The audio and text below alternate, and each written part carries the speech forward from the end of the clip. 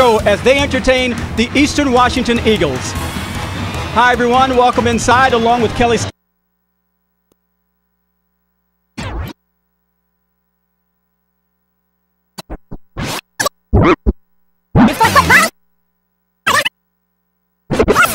A sold-out crowd at Martin Stadium, and we would like to wish a welcome to all of our new Dish Network viewers. Hi everyone, welcome alongside Kelly.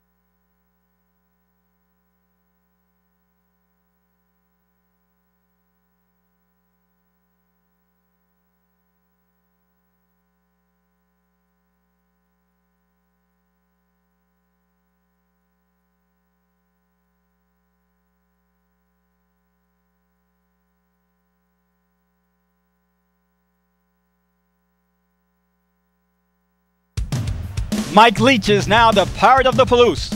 He's brought his offensive wizardry to Washington State, and that has Cougar Nation roaring with excitement. Eastern Washington and Washington State are next.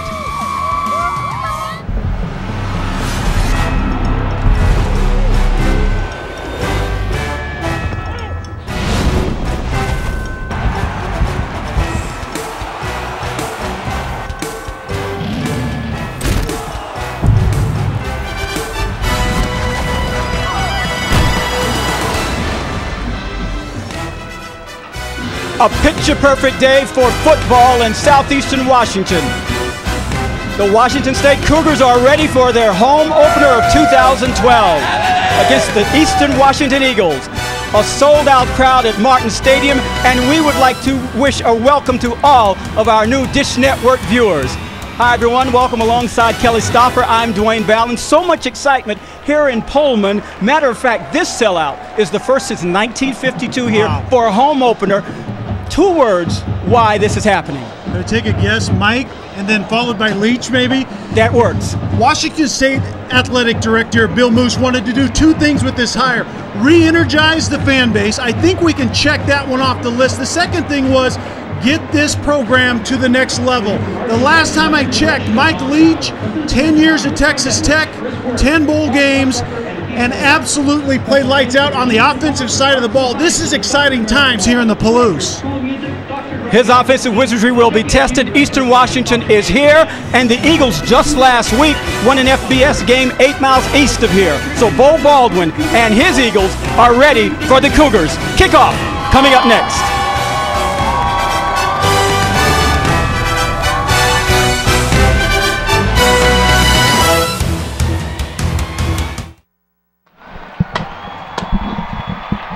Right, got it. So I'm pausing. These are for the logos. I'll follow the logos. Okay.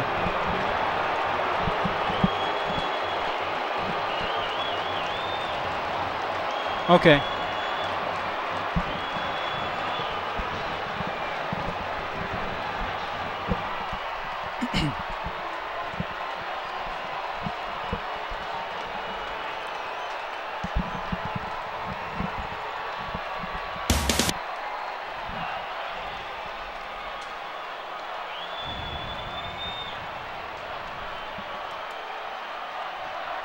Okay. Yeah, what I'll do. Yeah. Okay. Joining the Okay, so when Leach comes out, do you want Kelly to jump in there or wait? Right, yeah. So, yeah. I'll just basically say something to the effect of fans have been waiting for this moment since last November when his, Yep.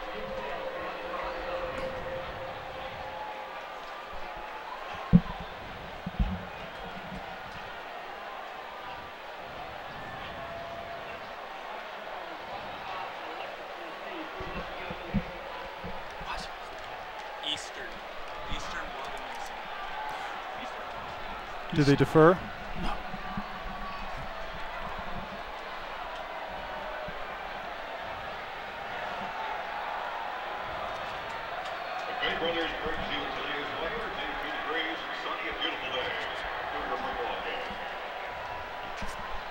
Yeah.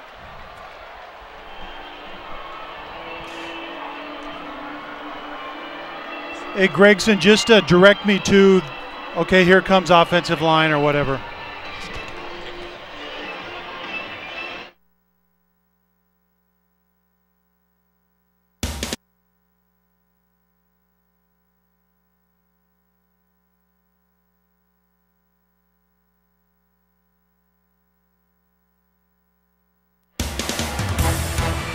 Pac-12 football is brought to you by Dr. Pepper 10 bold calories, 23 flavors. By 5-Hour Energy, tackle the tired, take 5-Hour Energy. And by State Farm for auto, home, life, and banking. Get to a better state. Beautiful afternoon here in Pullman, and Mike Leach, this moment fans have been waiting for since last November, Kelly. A long, long while, and I know that they're looking forward to what this man has a track record of doing. 21 years of coaching as an assistant offensive coordinator and head coach at Texas Tech. One losing season, that was at Kentucky. So they're excited about the possibilities here in Pullman. Bo Baldwin, 5 seasons at Eastern Washington, including a national title. He's done an amazing job at that FCS level. What a nice program. They believe in what they do, both offensively, defensively. You'll see here this afternoon, they're not intimidated, and they're extremely well coached. His Eastern Washington Eagles won the toss, have elected to receive the ball, so he wants to put his offensive weapons on the field right away. This day and age, typically they defer if you win it, and he wants the ball right now and wants that really good group of receivers, Padron at quarterback, to get the ball right here to start this football game. Greg Lee, number 3, deep back to return for Eastern Washington. TJ Lee III also back there. Michael Bolin will kick off for Washington State. And this area known as the Palouse is alive and electric with Cougar fever as they get set for a brand new era here in Pullman.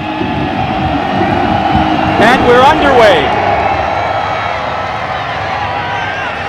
Fumble on the kickoff. And he barely makes it to the 10-yard line. That's where the Eastern Washington offense will begin operation. Little nerve there early on. Yeah, no doubt about that, and that's exactly what Coach Baldwin didn't think would happen to his team today, but that's not a very good start. Let's take a look at your starting lineups brought to you by Assurance. Kyle Padron, the quarterback for Eastern Washington. Yeah, very seasoned, the transfer in from SMU. He has 21 starts already. This young man will not be intimidated today. Last week, 260 yards, 1 touchdown in a win over Idaho in nearby Moscow. First play from scrimmage. To the air, Padron's looking. Overthrows the intended receiver, Brandon Kaufman. I think the key for Eastern Washington is this group right here. Can they protect? And if they can, Eastern Washington is going to have some opportunities down the field. They're very skilled out wide. You can see right here the backs and receivers, the trio of receivers in Kaufman and Hurd and Edwards. Those guys are going to give headaches on the back end of Washington State. Second down for the Eagles. On the ground, over the right side. That's Jordan Talley, sophomore from Portland's Jesuit High School. Pickup of 3 yards. they are not going to do that too much in this game, run the ball. They want to establish a physical presence up front, but it's because of these guys right here, particularly 95 in the middle and in Nauta. That's going to be very difficult to establish that run. A very good group of linebackers, and 89 Travis Long is the bell cow on that defense for Washington State. So it's 3rd and 7 now for Padron, and the Eastern Washington offense flags on the play, whistles. Illegal motion. Offense, number 78. After the goal, 3rd down. That was called on Clay DeBoard. Mental mistakes, one of the things Bo Baldwin told us earlier in the week that they cannot afford to have against a team at this level. And they actually had quite a few of those last week at Idaho, and DeBoard is that true freshman. And rest assured, number 89, Travis Long, is going to test him early and often and see if that young man at that left tackle position can play well today.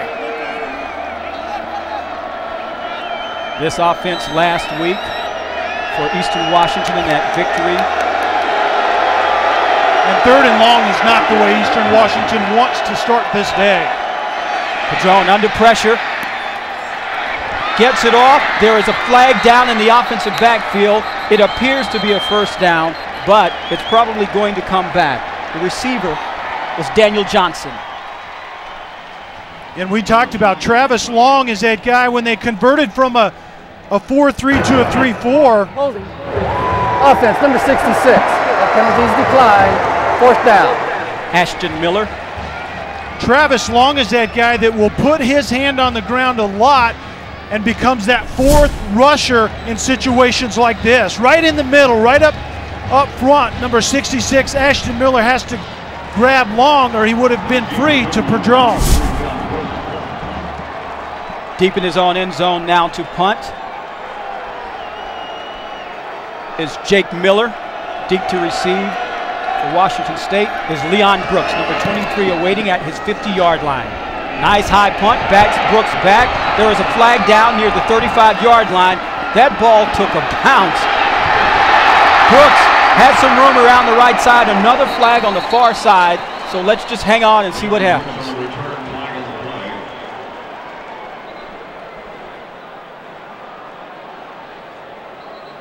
We mentioned earlier, Eastern Washington last week beat Idaho in nearby Moscow. First FBS win in quite some time, over an FBS school in quite some time for Eastern Washington. Our referees are conferring. Our crew, led by Lan Clark, includes Matt Jordan, Brett Longson, Rich Troyer, Bernie Hushler, Jeffrey Young, and Chris Cody. Trying to figure out what happened when you have 2 flags. One began as the play developed. Then after Brooks received the ball, another flag was thrown on the far side.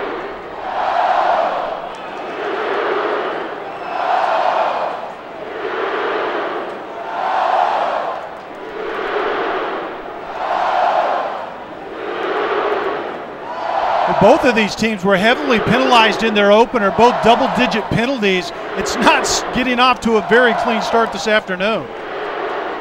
Well, that's another thing both coaches told us in conversations earlier in the week. Cut down on mental mistakes, especially on Washington State's side. One thing that was clear when we talked to Mike Leach, simply you have to do the small things right to begin with. And this game doesn't have that look currently. I think they're going to Washington State is going to make Eastern Washington punt it over again.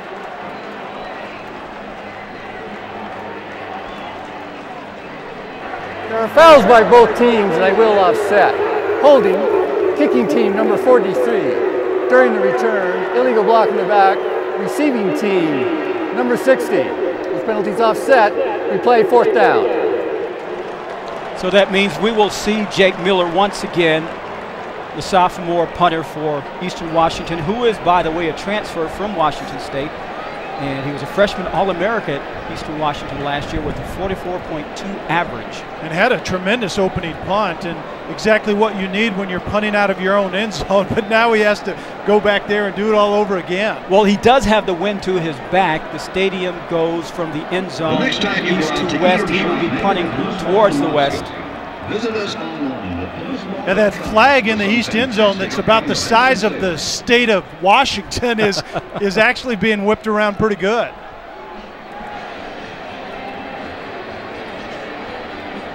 That's a strong wind.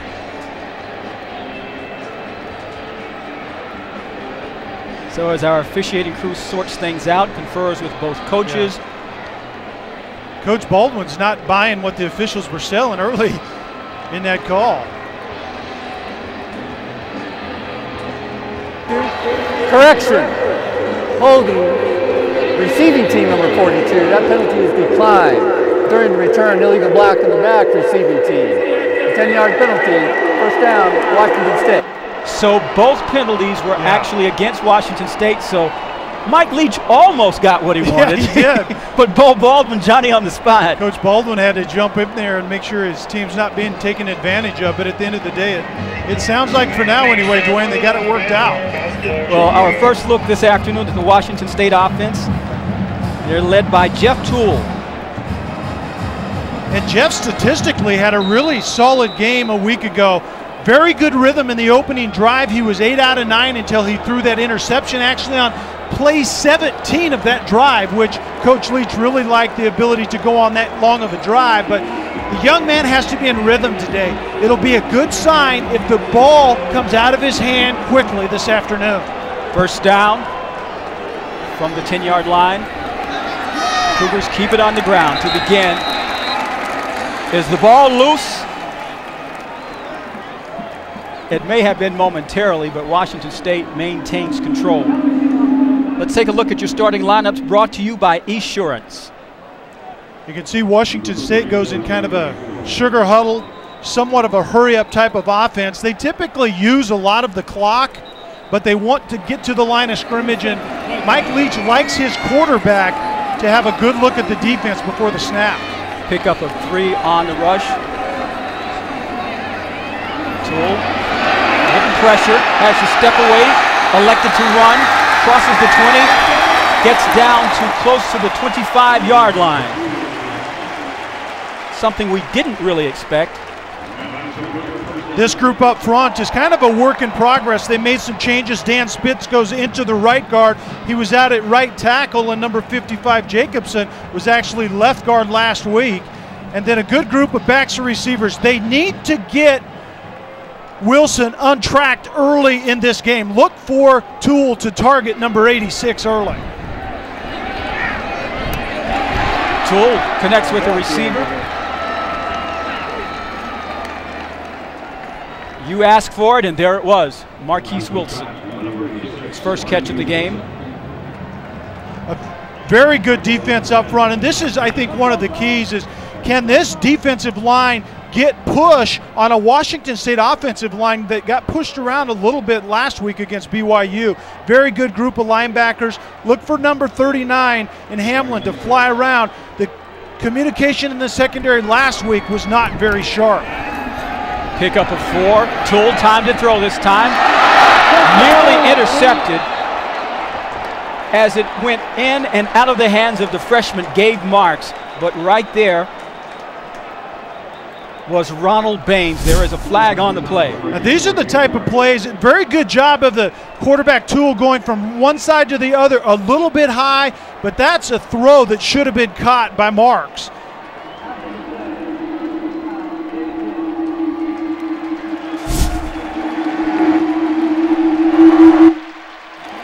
Personal foul called against Eastern Washington after the play.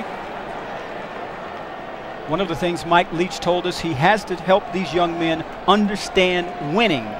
It just hasn't happened a lot here in Pullman over the last few years. Yeah, he talked about the fact that success breeds confidence, but you need a lot of confidence to be successful. And the young men on this roster have only won 9 games in the last 4 years. They haven't had a lot of success, therefore they don't have a lot of confidence. Jeff Toole in the offense now operating from their own 43-yard line. Defensively, Eastern Washington is there. Carl Winston was the carrier. And don't wait around for Washington State to try to establish the run. When they talk about balance in the air raid system that Mike Leach teaches, it's about distribution of the 5 skilled positions, including the running back, but that could just as easily and usually is through the air. Pickup of just 1 by Winston, bringing up 2nd and 9. Toole under pressure again. This time he's going down. Cody McCarthy, a 6'1 sophomore from Boise, Idaho, with the sack. And Pulu got a great push up front, number 93 right there. And once again, if that defensive line right over the nose, number 93, gets a great push, Washington State had him double teamed. He splits a double team, flushes the quarterback out of the pocket. Those are the issues up front. Continuity and communication are the order of the day, and Washington State is not very good up front right now. Loss of 5. Toole does have time to throw. To the wrong side of his intended receiver. That was Brett Bartolone. And they still are trying to get on the page with this offense, with each other, and what Mike Leach is preaching. Yeah, and the quarterback, Jeff Toole, has a lot of time and relationships built with this group of receivers. The quarterbacks and receivers are trying to learn this offense. This offense is about finding the voids in zone, getting to the places you should be in, and then you start to get a rhythm. And right now, they just simply don't have it. Michael Boland on to punt.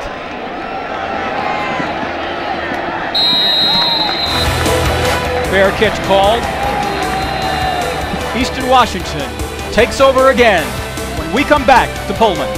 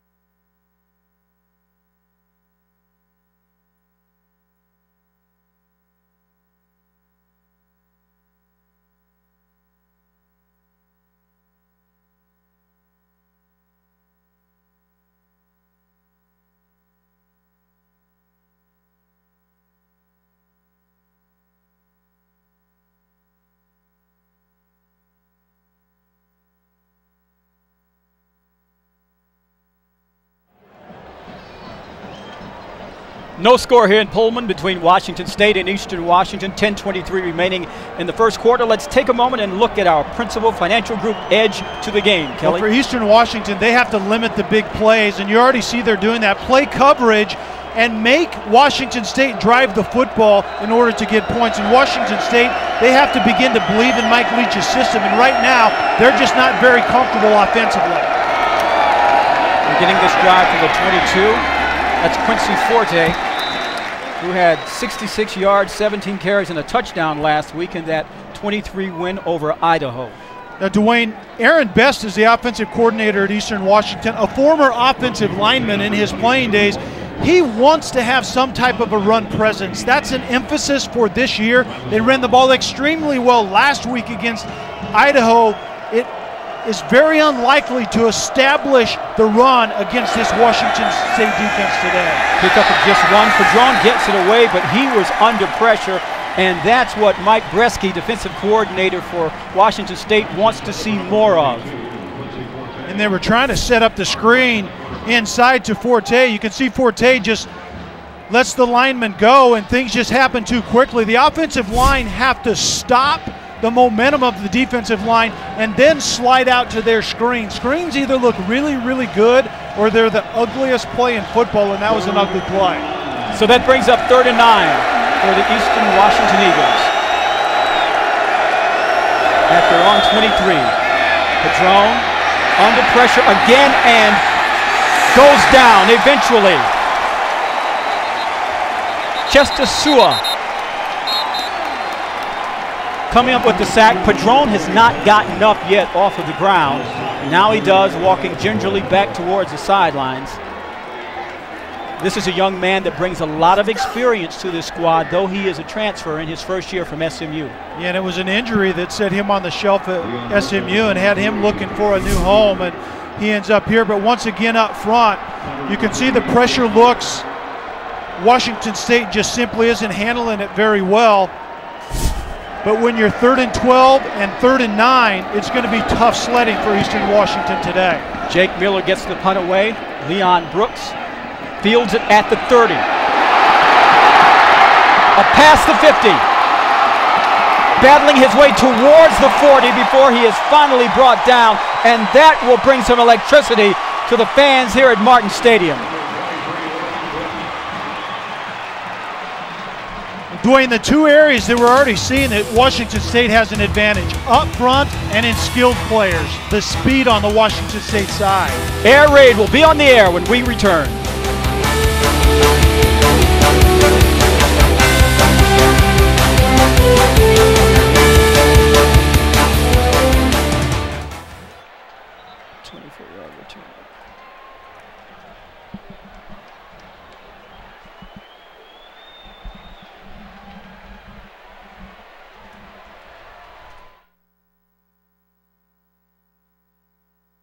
'29.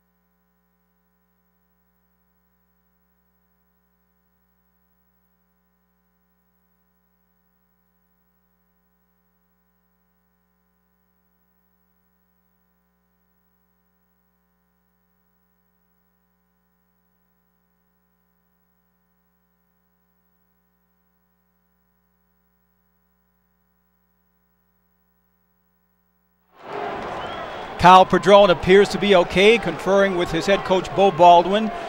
Just in case, they had the freshman Vernon Adams ready to go, started warming up. Washington State with the ball, still no score. He's actually knocked down by his own teammate. Bartoloni with the reception. That's also part of this offense is the screen game. That was a bubble screen to the slot receiver in Bartolone, and that's one thing that has to be in sync. And if you don't have a feel for the screen game, like I said before, those plays just don't get untracked. Actually a loss of 1 on the play. Toole once again has his man across the middle, close to a first down. That's Ricky Galvin, the sophomore from Berkeley. Ricky Galvin is a converted running back and actually led the team in catches a week ago with 6. He goes out into that H position, which is the weak receiver, inside receiver on the left side. And that's another interesting thing about what Mike Leach does. The receivers are symmetrical. They stay to one side, and you will always see 86 and number 5 together on the left side all the time. 3rd and 1 from the 32. Has a man open.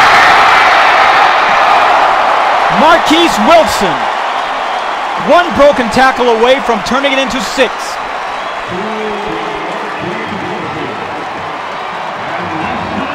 Well, we talked about the need to get 86. Marquise Wilson targeted early, and you can see right there, Galvin clears it out, and when the defense turns their back, Wilson breaks it to the post. A very good job of executing, a good job of quarterback Toole filling his receiver. 28-yard play set up 1st and 5 from the 1st and goal from the 5. Cougars keep it on the ground. That's DeAndre Caldwell on the reception with the carry. Wilson, a preseason all-conference selection. Everyone says he has all the talent in the world, but Leach wanted him to get just a little tougher. A little tougher and a little more disciplined within this scheme. And if that young man will just believe in what Coach Leach teaches, he can have an absolutely gigantic year this year.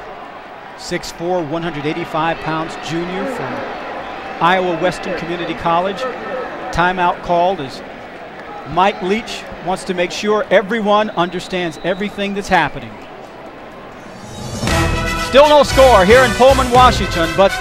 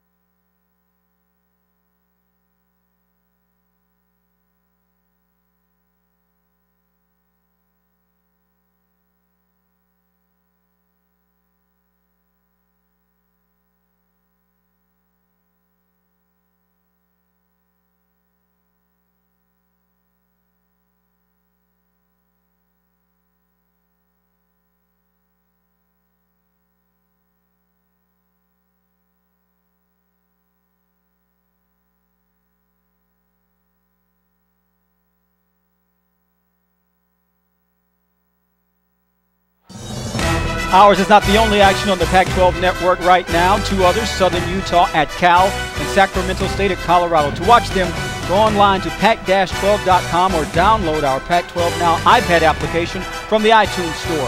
Use your TV provider, username, and password to log in, and you can watch Pac-12 networks from anywhere. If you don't see your TV provider on the login screen, we will be rolling out new providers over the coming weeks. Washington State with an opportunity to potentially score the first touchdown of the Mike Leach era here in Pullman. That's amazing when you think they've already played a game. It's been a long time since a Mike Leach offense has not scored a touchdown, and he wasn't all that happy about it when we talked with him during the week, was he? That 30-6 loss last week at BYU has stuck very much in his mind. 3rd and 2.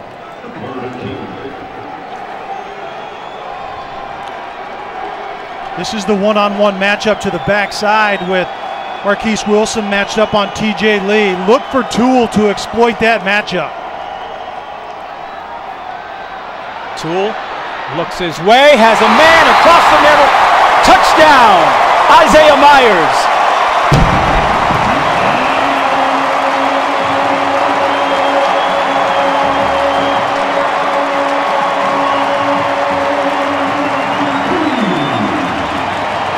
The Cougars are on the board.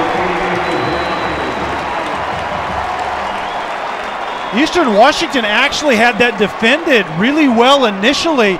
Isaiah Meyer did a very nice job of keeping it alive and getting to the back of the end zone, and Toole found him. On the kicks to extra point. Andrew Gurney, 7-0. Yeah, Toole initially has nothing, keeps his feet alive. Isaiah Myers does a nice job as a receiver in the end zone. If nothing is there initially, get to the back of the end zone and work across the formation, and Toole finds him, does a good job of keeping it alive. Toole looked a lot more comfortable on that drive. Clearly happy with the touchdown, the first one of the year for Washington State. 6 plays, 41 yards, a 2-yard touchdown pass, 3:04 in the drive. And one of the keys for Eastern Washington was, could they get pressure on Toole? And if they couldn't, they were going to have a hard time holding up on the back end, and right now they aren't getting much pressure at all. Toole wanting to redeem himself somewhat for what he felt was a very disappointing performance last week in Provo.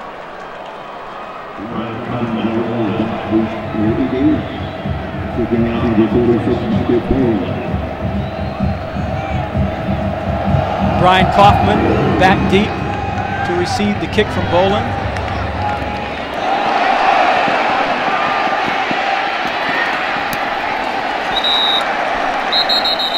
Flag down on the play. Brian Kaufman on the return. On the stop, Marcus Mason, number 35, along with number 5. During the return, illegal block in the back. Receiving team number 1. Half the distance to the goal from the end of the run. First down, Eastern Washington. Yep. So the call was actually on Kaufman. It was Hurd who was returning. And Coach Baldwin fully understands that to win today, you have to do a lot of things right if you're Eastern Washington. And 3 drives thus far, all starting essentially in the shadow of their own goalpost. That's not a way to move the ball against Washington State. And then to amplify that, they haven't been successful on 1st and 2nd down, and 3rd and long. They just could not get anything done. Well, they start the ball this drive 93 yards away from a score. At the 7, Padron. That was Nicholas Edwards, who could not hold on. He's a preseason All-America, consensus All-America at the FCS level. And that's just really part of the run game, essentially, for Eastern Washington, as Padron starts 0 for 4 on the afternoon. But the screen game is an extension of the run game. If you're Eastern Washington, they have to be 100% in plays like that. Well, Baldwin searching for answers here in the late stages of the first quarter in Pullman. 2nd down, low snap, Padron handles it. In and out of the hands of his receiver. Excellent defensive work for Washington State. Cyrus Cohen defending on the play. Cyrus Cohen is actually the outside linebacker matched up on Edwards, a really, really productive receiver, and that's also a sign of how comfortable Washington State is defensively. That's a linebacker that's simply going out on top of a receiver and covering him extremely well. Crowd on its feet, making a bit of noise. Padron on 3rd down, in his own end zone, puts it up. It's caught! Brandon Kaufman! But there is a flag down near the 45-yard line, but a great catch and a great throw for Eastern Washington.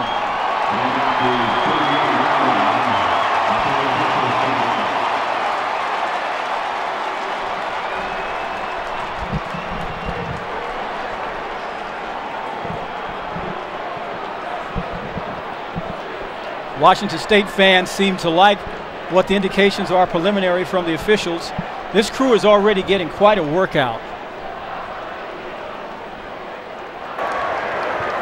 There is no foul for illegal touching. The receiver was blocked out of bounds. The touchdown count. 6 points for Eastern Washington as they answer right back. And the ruling is a receiver can come back in and touch the ball if he was forced out of bounds. And Washington number 2 right there has very good coverage, forces him out of bounds right there. Kaufman is allowed to come back in and catch the football, and that's exactly what happened. A very good job of the officials getting that straightened out. 93 yards on the play for Kaufman, who sat out most of last year with the injury to his knee and his hand. He was an All-America in 10, and he's off to a bang-up start already in 2012. Extra point is good, and we're tied at 7, Kelly. One of the keys for Washington State was limit the big plays. And you can see right here, very good defense initially, but don't give up there. You have to find the ball and play the ball to the end. And Washington just gets behind, and Kaufman sticks with the play, does a very good job of catching it and getting down the field. And man alive, if a team ever needed a big play, Eastern Washington needed it there. And he's already off to a great start last week in that win over over Idaho. He got it going. Baldwin very happy. Kaufman, 5 receptions, 148 yards last week.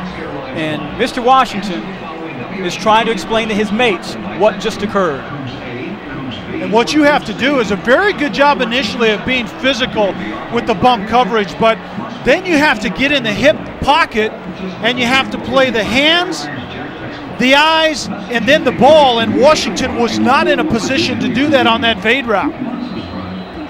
You saw Padron talking to his teammates on the sideline there, the quarterback who threw it. He has had success against Washington State. Yeah. It's interesting, but he has done that. We'll explain after the kickoff. Touch back. And that will come out to the 25-yard line. To finish that thought, in 2010, Kyle Padron, quarterbacking at SMU, led the Mustangs over Washington State 35-21. He threw for 280 yards, 4 touchdowns, and ran for 1. Yeah. So yesterday when we watched them in the walkthrough, we heard him talking to some guys.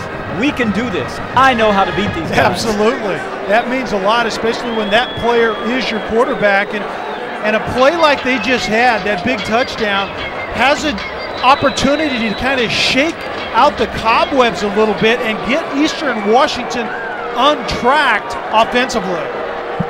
So now it's Washington State's turn. 5:15 remaining in the first quarter. First play of this drive. Nice bit of running by Tiandre Caldwell. Pickup of 5.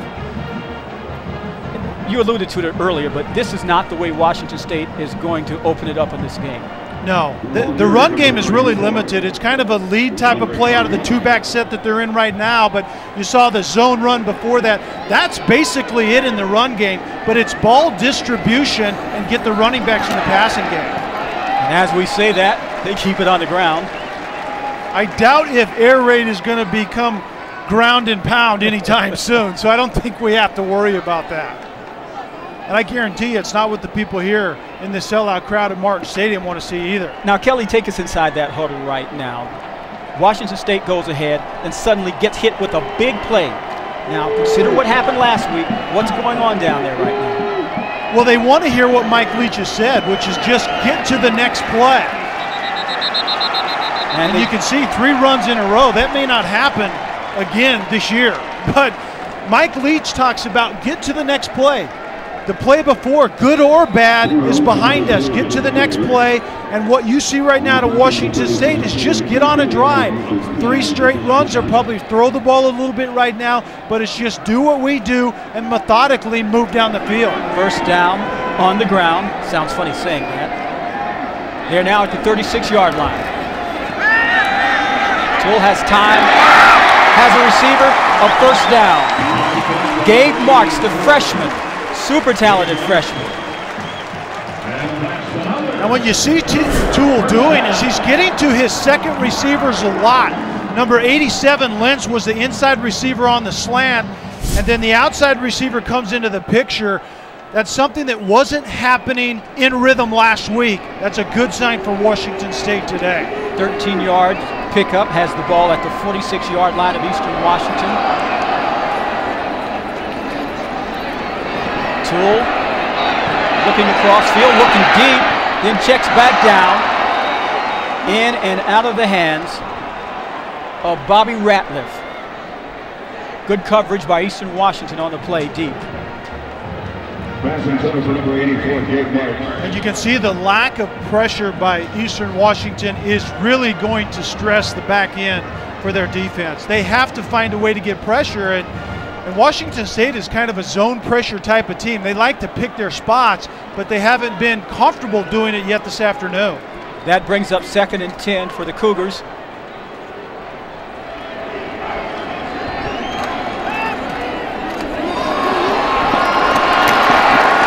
Nice catch and pick up for a first down.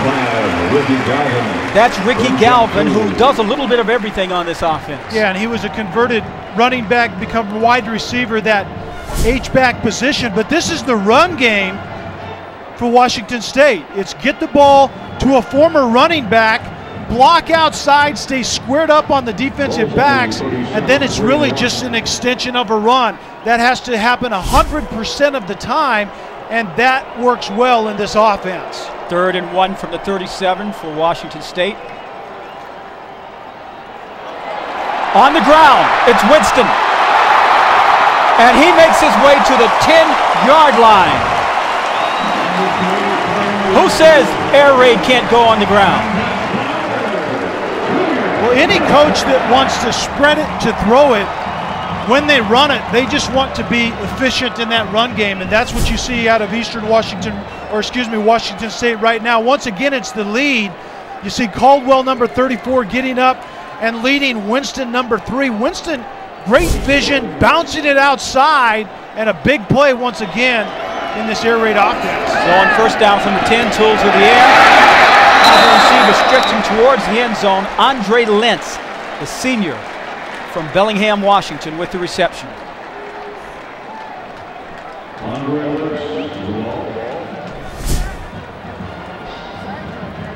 Quarterback Toole, actually, they are starting to kind of package plays together. That was the appearance of the bubble screen to the left, and then he comes back to the right with timing and throws the slant to Lentz. Winston, the lone setback, gets the call in the end zone. Touchdown, Cougars.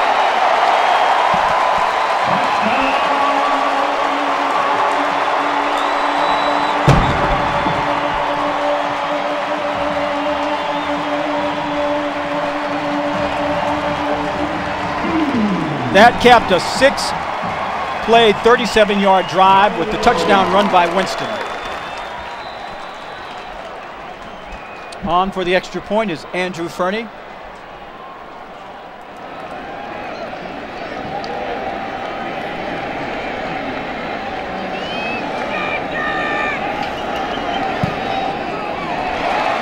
It's good. So with 1:29 remaining in the first quarter, we are now Washington State 14, Eastern Washington 7. Great job up front on this drive as a whole, and Winston gets to cap it off, and it's zone blocking inside, and then Winston just gets to the edge and finish off this drive. 11 runs today, 8 passes. You call that balance in this offense for sure. A look at our Pac-12 Players of the Week presented by Bank of the West. On offense, Jonathan Franklin from UCLA, the running back, 15 carries, 214 yards, a trio of touchdowns, and a win over Rice. Defensively, Jake Fisher, the linebacker from Arizona, in a win over Toledo. He had 13 tackles, 9 solo, forced 1 fumble. And on special teams, Marquise Lee, Southern Cal kick returner, that 100-yard kickoff return in a victory over Hawaii. Our Bank of the West Pac-12 Players of the Week. You know, Dwayne, one of the things that I think has helped Washington State's offense today to kind of find a rhythm is Washington State's defense has gotten off the field on 3rd down 2 out of the 3 drives. Last week, BYU's first 3 drives of the game went for 10 yards or 10 plays or more. It's hard for an offense to find their rhythm when they can't get on the field. Back to receive the kick from Verney is Greg Hurd, number 3. He takes it out of the end zone. Gets over the 20 and is tackled at the 21-yard line. Greg Hurd with the return. Marcus Mason, one of the Cougars down there on the tackle. A little surprised we haven't called this man's number more. Greg Hurd, number 3. Yeah, he's one of those trio of receivers, go along with Edwards 11 and Coppin number 1, and you would think that they would be able to find him in this game. You really like those 3 guys together because the defense really can't cover all of them efficiently, and you would look for Padron to spread the ball around a little bit more on this drive. Hurd will watch his teammates commence working from the 20-yard line. Very strong defensive effort for Washington State. Ioane Nauta, the 6'3 junior from Anaheim by way of Fullerton Junior College with the tackle. And Nauta is that nose tackle that was very difficult actually for BYU to block last week. Right over the nose. You can see right there number 70, Forget, does not cut him off well, but that's a load up front. Loss of 3 on the play. Eagles facing 2nd and 13 from the. He gets quite a bit of that back. Greg Hurd, the aforementioned Hurd, hauls in the catch, close to a first down. Hurd, an honorable mention All-America. The interesting thing about the trio of receivers we talked about for Eastern Washington, each one of the 3 have had All-America designations at some point in their careers at Eastern Washington. Yeah, we see Hurd getting his first catch, just a slant coming inside, but yeah, that's the thing. Ball distribution in this offense is what makes it go. 3rd and 1. Padron rolling out, releases, big play, opening up.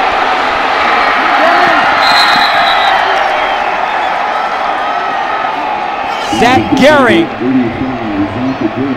That looked like basic, simple offensive football. The defense was not where it should have been. 14-7, Washington State leading Eastern Washington. But the Eagles are on the move again.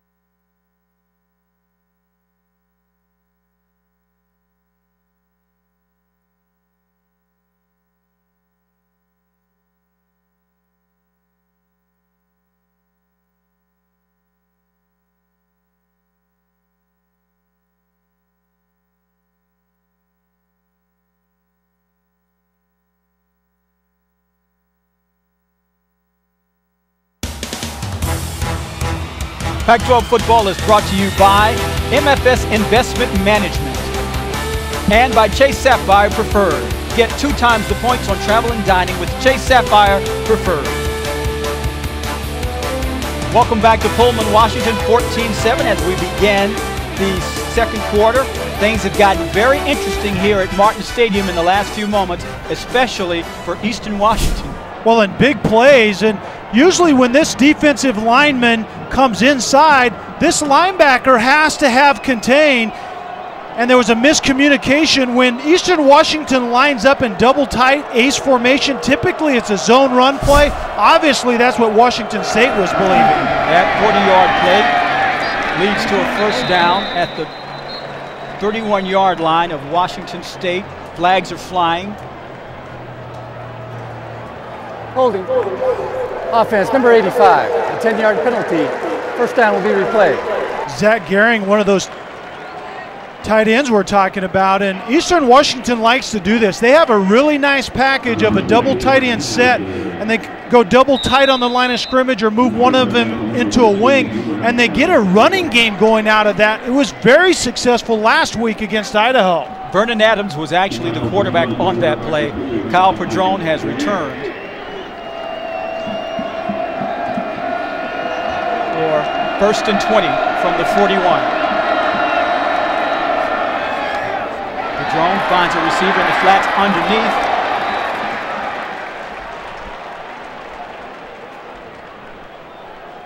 That quick screen is a good way for Eastern Washington to kind of get in a rhythm themselves offensively.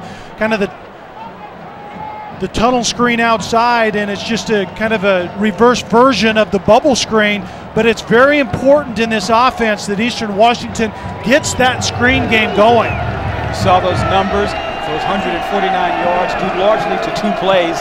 97-yard touchdown to Kaufman and a 40-yard reception late in the first quarter.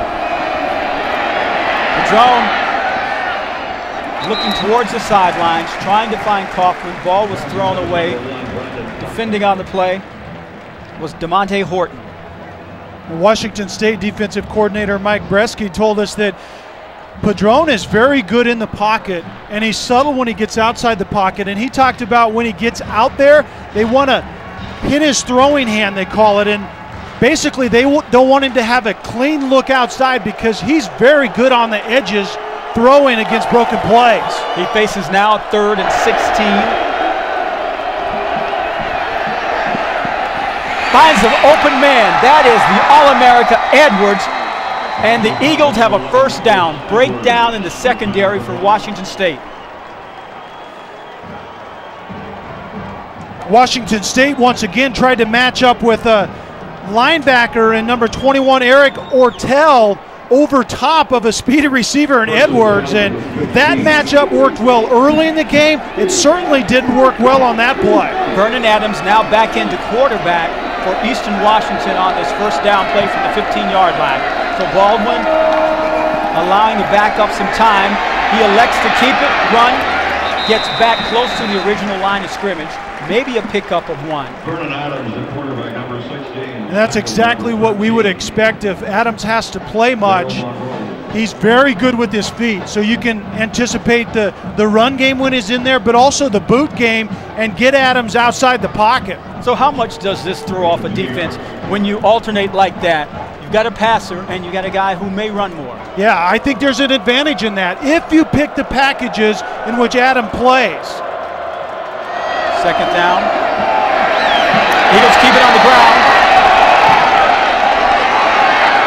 And fighting his way down inside the 10-yard line was Jordan Talley, the 5'10", 180-pound sophomore from Portland. Last week he had 68 yards in that win over Idaho. And you can see the freshman DeBoard, number 70, pulling around and leading the way. This is the favorite run game for Aaron Best at Eastern Washington. They ran this 5 times in a row to close out Idaho last week.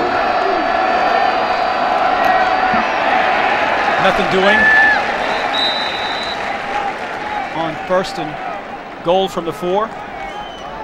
So right now what Eastern Washington has clearly shown is that It has come in here prepared to go toe-to-toe with Washington State. There's an injured player down on the field for Washington State. That is Jared Byers, a junior from Pullman, a converted fullback. They call him Mr. All Reliable. That's what Bresky calls him. Says you just cannot keep this young man off the field.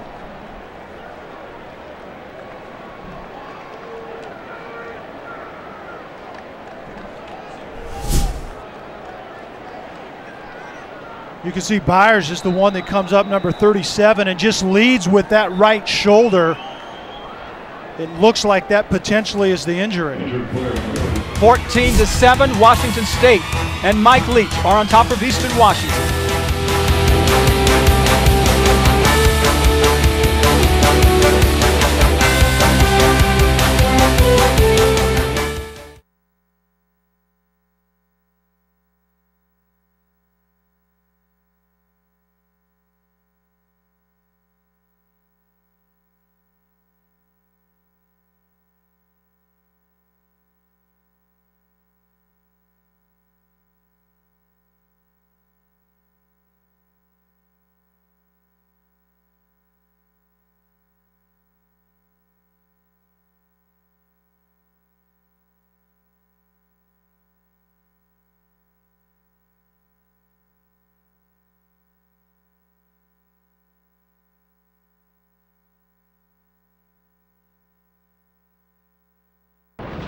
Coors Light says don't get flagged for breaking the law. It's a cold, hard fact. 21 means 21. So keep yourself and your friends in the game.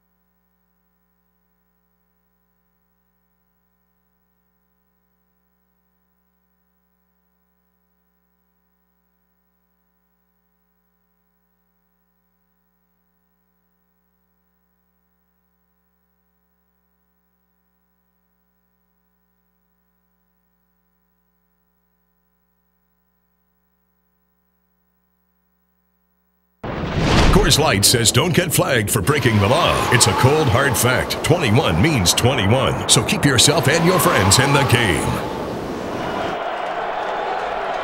Welcome back to Pullman, Washington, 2nd and 5 for Eastern Washington, trailing 7-14. Padron's ball sails through the end zone, intended for Greg Hurd. That will bring up 3rd down. Eastern Washington so far 3 for 5 on 3rd down. What Eastern Washington is trying to do is take advantage of Washington State wanting to stay with their base personnel basically and walk a linebacker out over a speedy receiver. Cougar fans on their feet, encouraging the defensive unit. Fake and touchdown on the ground. That's Jordan Talley.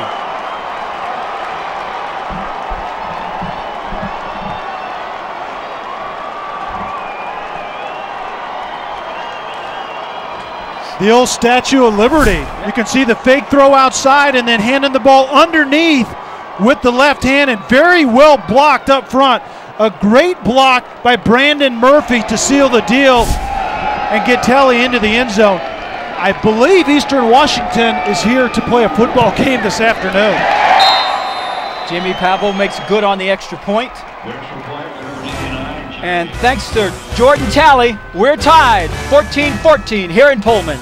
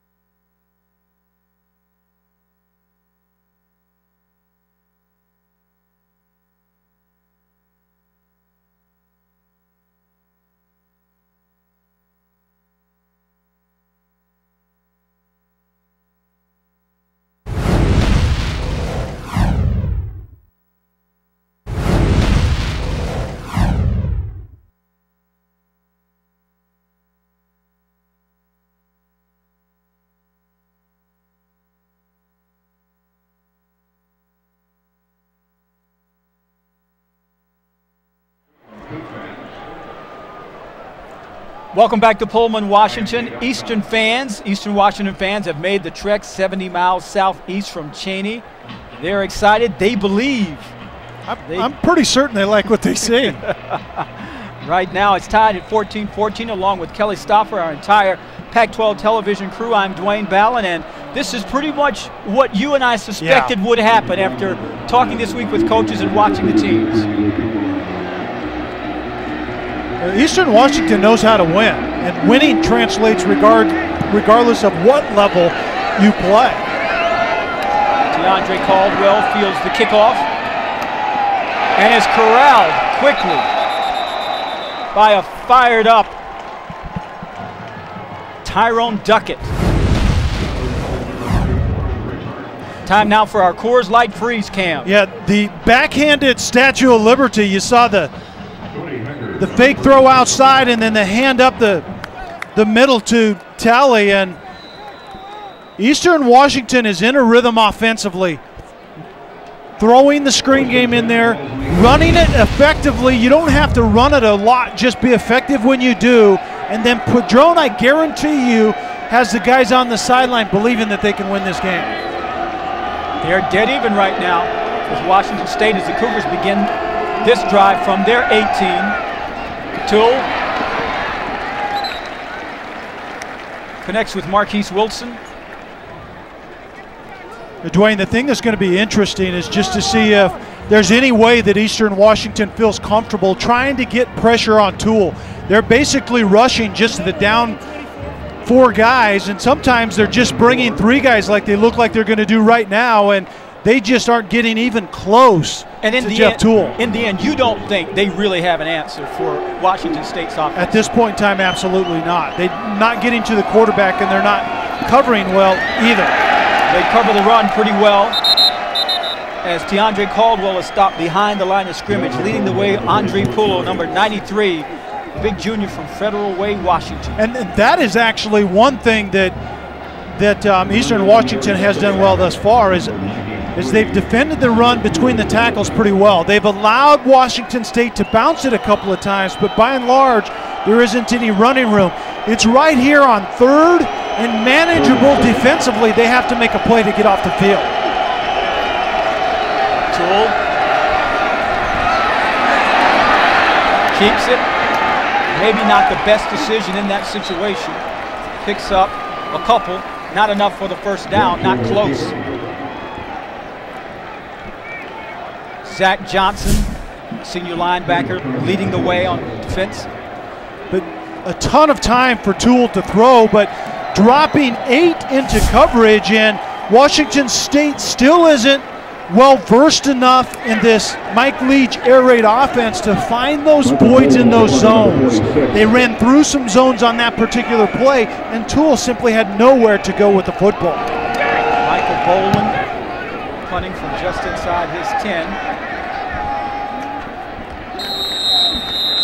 Fielded by Ashton Clark. And Eastern Washington will have the ball when we return to Pullman. We are dead even at 14.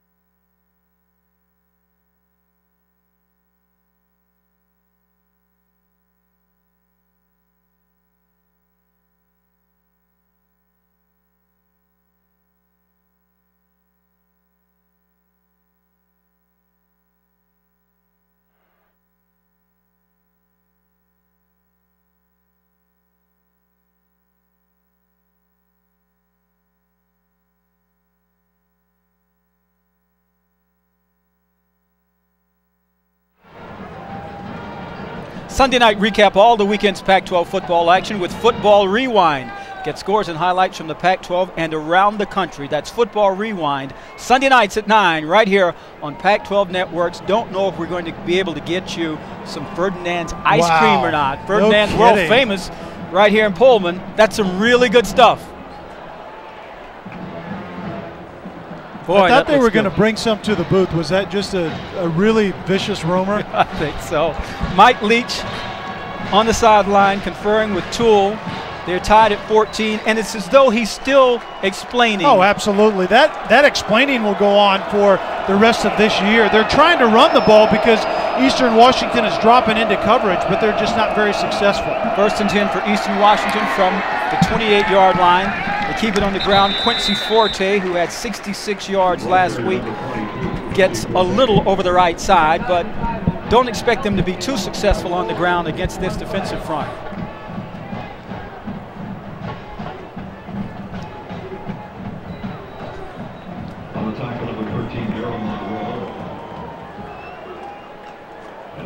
Second down for Eastern Washington now. The Eagles have managed to stay in this game, answering score for score. 9:14 remaining before the half. Kyle Padron has been very calm and very effective. This time he throws to the wrong side of Kaufman, who already has a 97-yard catch for a touchdown. Like to welcome in to the booth with us Bill Moose, the Director of Athletics here at Washington State. Wonderful of you to join us. Happy to have you on the Pac-12 networks. I know for you it means a lot for the Pac-12 networks now to even exist. Oh, it sure does. We're thrilled about it. Thrilled to have the network here for our home opener, and we've got a good football game for our fans. Big third down here for your defensive unit. Flags are down.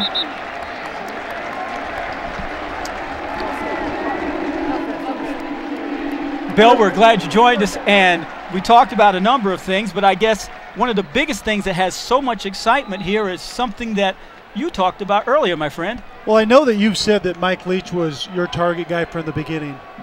Why Mike Leach? Oh, I just think he fits our university tremendously well. You know, he was raised in Cody, Wyoming.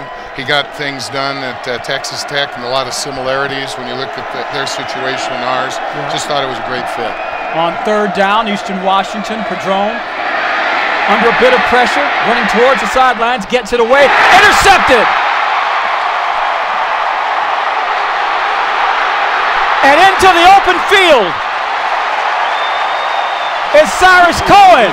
Big turnover, momentum shift for the Cougars. Well, Bill, I guess your guys know you're up here watching. I'm probably going to have to stay here the rest of the game. You're welcome. That was one of the keys today, is to get Padron outside the pocket, pressure him when you do, and force him into an error just like that. And Cyrus Cohen does a nice job of finishing the play, not only catching it, but then advancing the football at the end. That's a big play that Washington State needed right here, right now. First turnover of the game, and the Cougars will take the ball at the 17-yard line of Eastern Washington. Opportunity to go back on top. We're tied at 14. And I would not be surprised to see Coach Leach, that quick offense, and try to get this ball into the end zone right now. Toole rolling to his left. Has a man at the back of the end zone. Touchdown, Washington State. The sophomore, Isaac Myers, his second one of the game.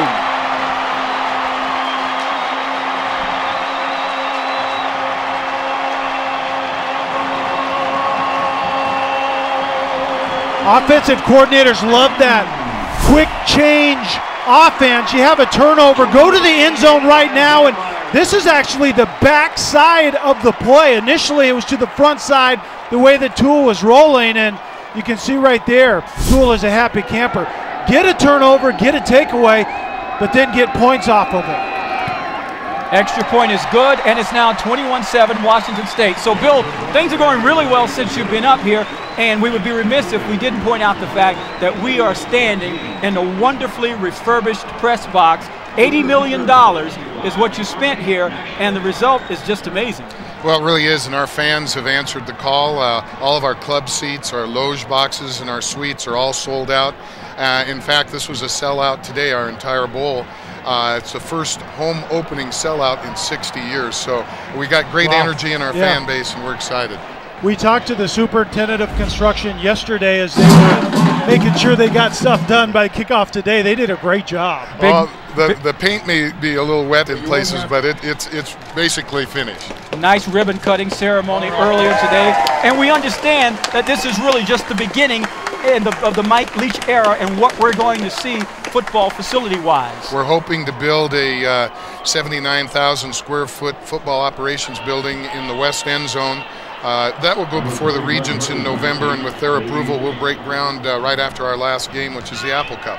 How about the job that you think Larry Scott is doing as commissioner of this conference right now? This conference is kind of front and center in college football as we speak. Absolutely outstanding. I think the world of Larry Scott. He's brilliant, tremendous vision, a wonderful marketing mind. He's just been outstanding, and I love working with him, and my colleagues would all agree. Kickoff will be fielded in the end zone. Touchback, ball will come out to the 25-yard line for Eastern Washington.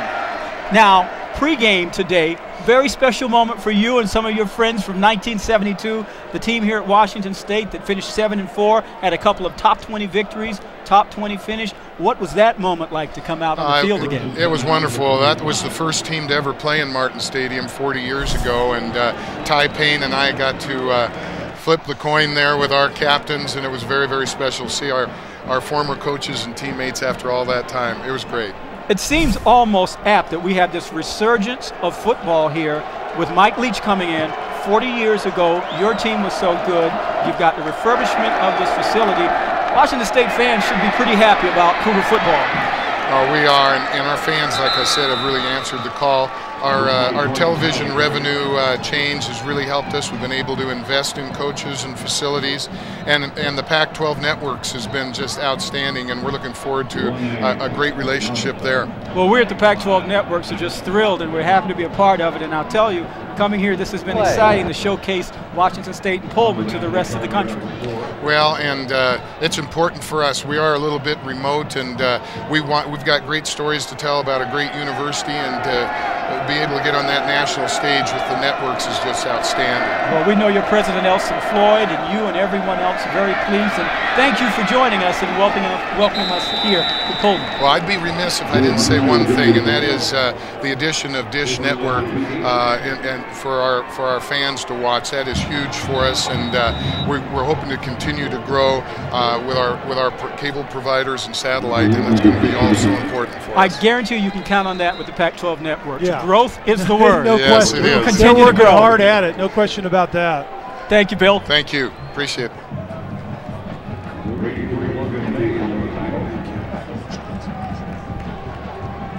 .7:21 remaining here in the second quarter, along with Kelly Stauffer, our entire Pac-12 television crew. I'm Dwayne Ballin. Eastern Washington with the ball, trailing 21-14 at the 47-yard line. Timeout called.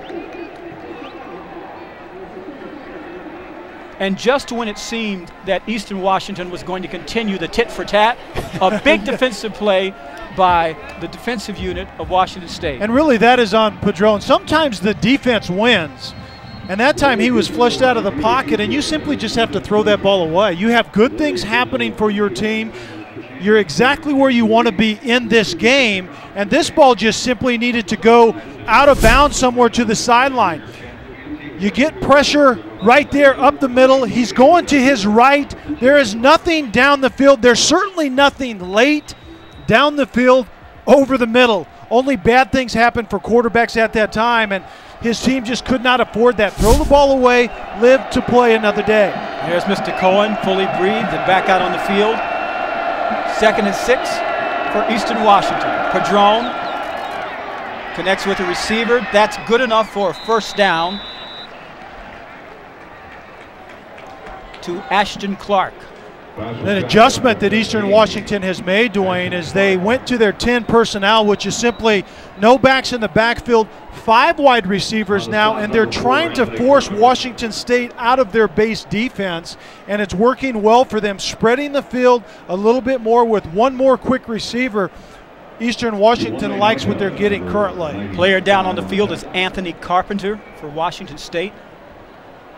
On one knee, a concerned Mike Leach.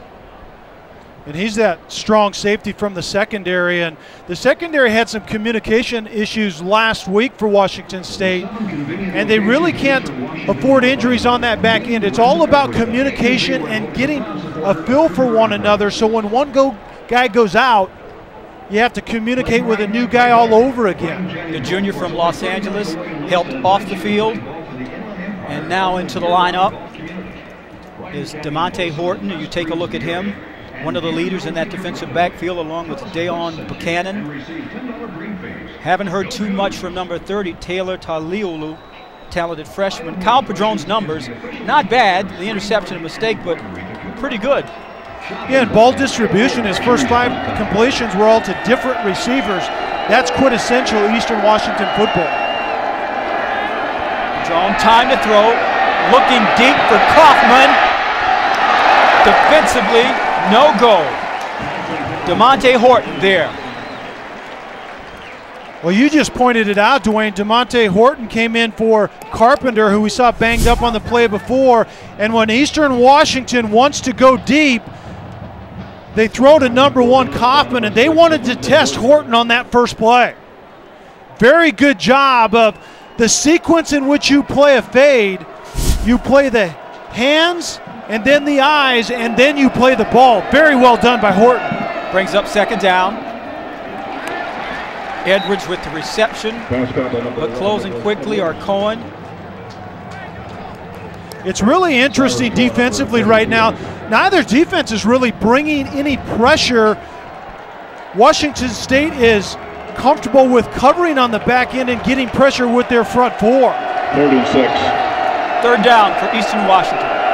Ball at the 42-yard line of Washington State. 21-14, Cougars lead.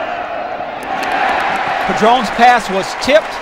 Finally, a hint of pressure from Washington State, as you just mentioned. Yeah, and it's their down 4 guys, and I circled Travis long before that play. He's the guy that really is the bell cow for that defense. They play a 3-4 as their base defense now in Pullman, but he's a former defensive end. They can easily move Travis Long out and have him rush off the edge, and he's very, very good at that.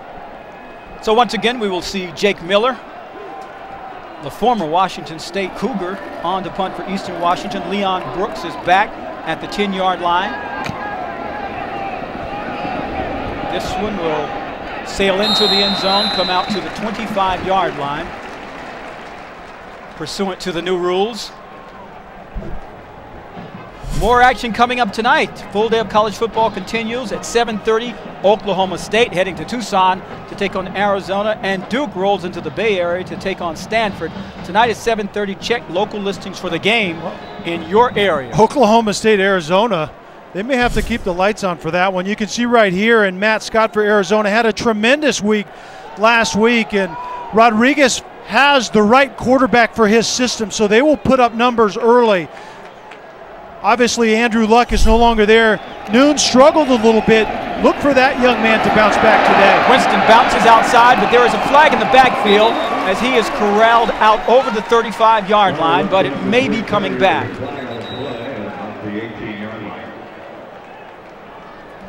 Tell you, Land Clark and the rest of this crew really have earned their checks today. They really have. Not exactly the cleanest game we've ever seen, but it's... Holding. Offense, number 60. 10-yard penalty. First down.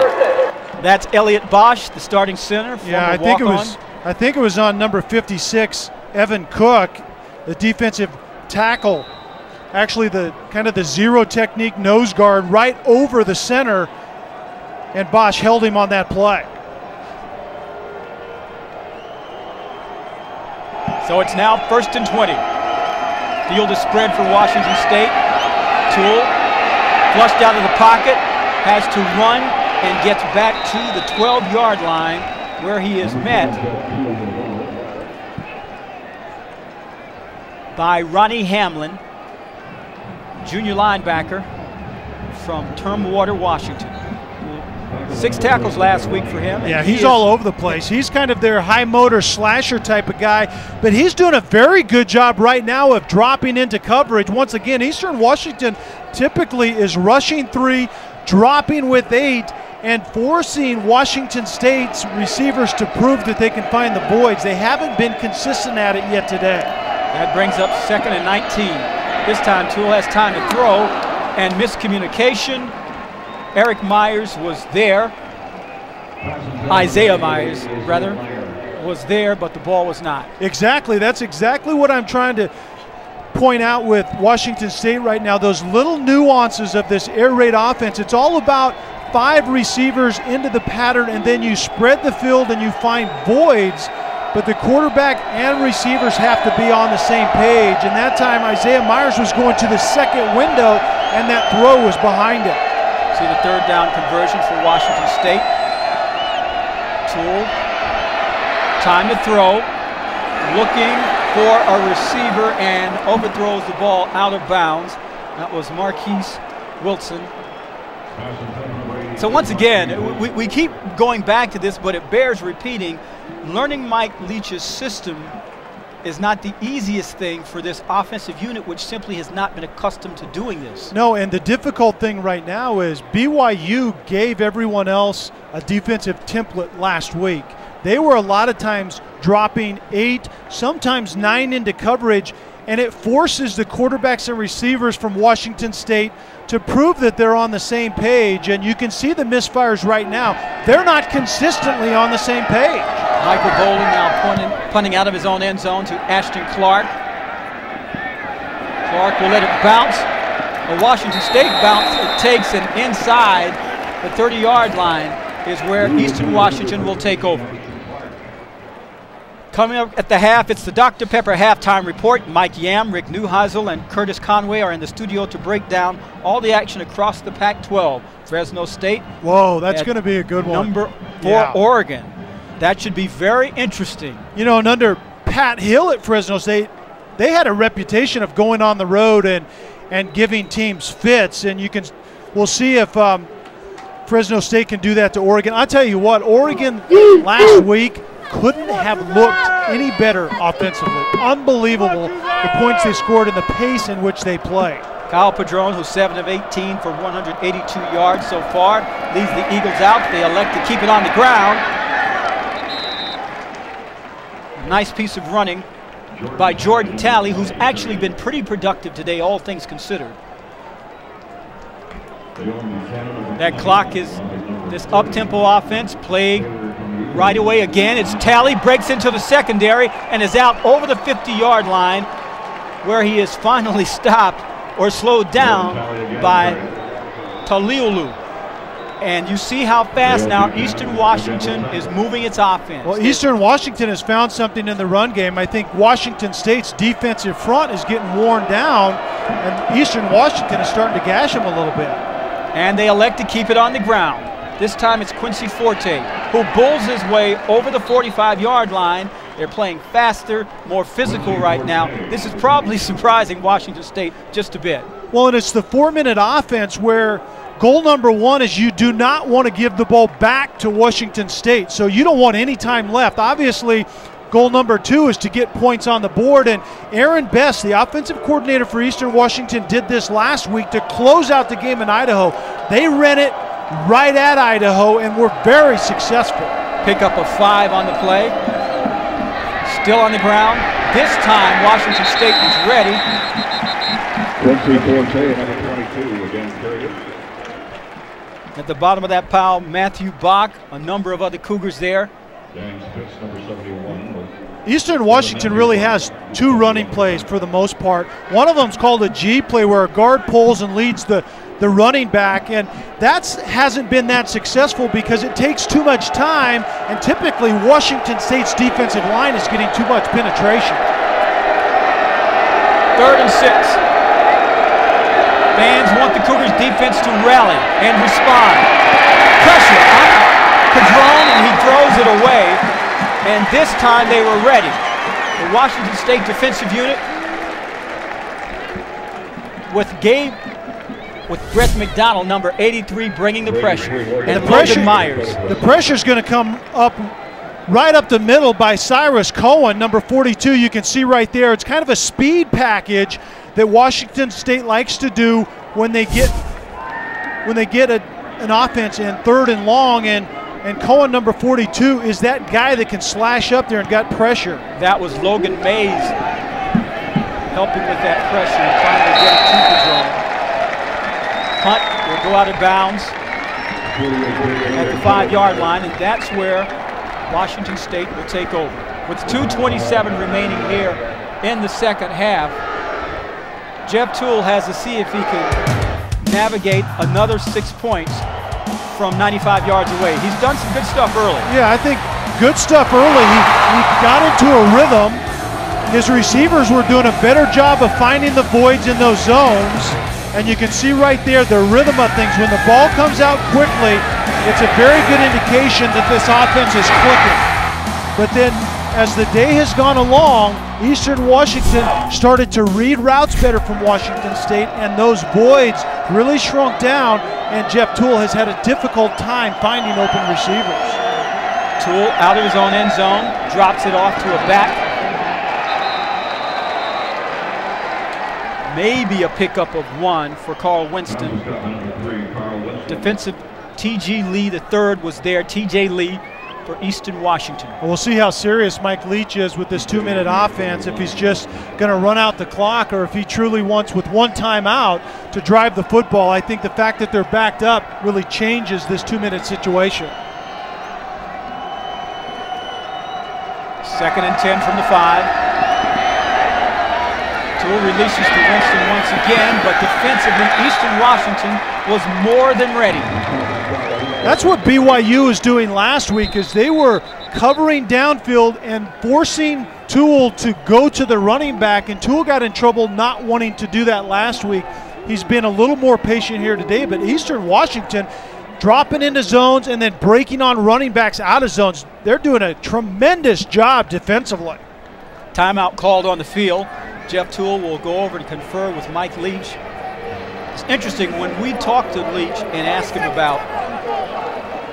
Yeah, Eastern Washington called that timeout with 1:41 left, and they had 3 timeouts. Eastern Washington wants to get this football back.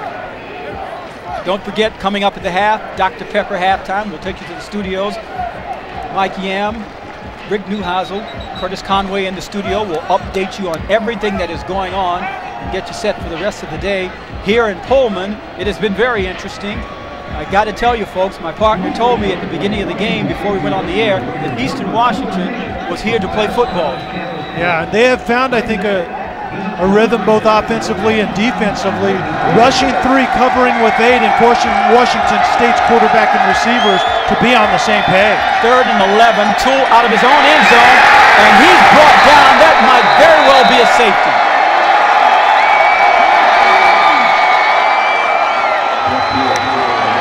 Well, they downed it at the half-yard line.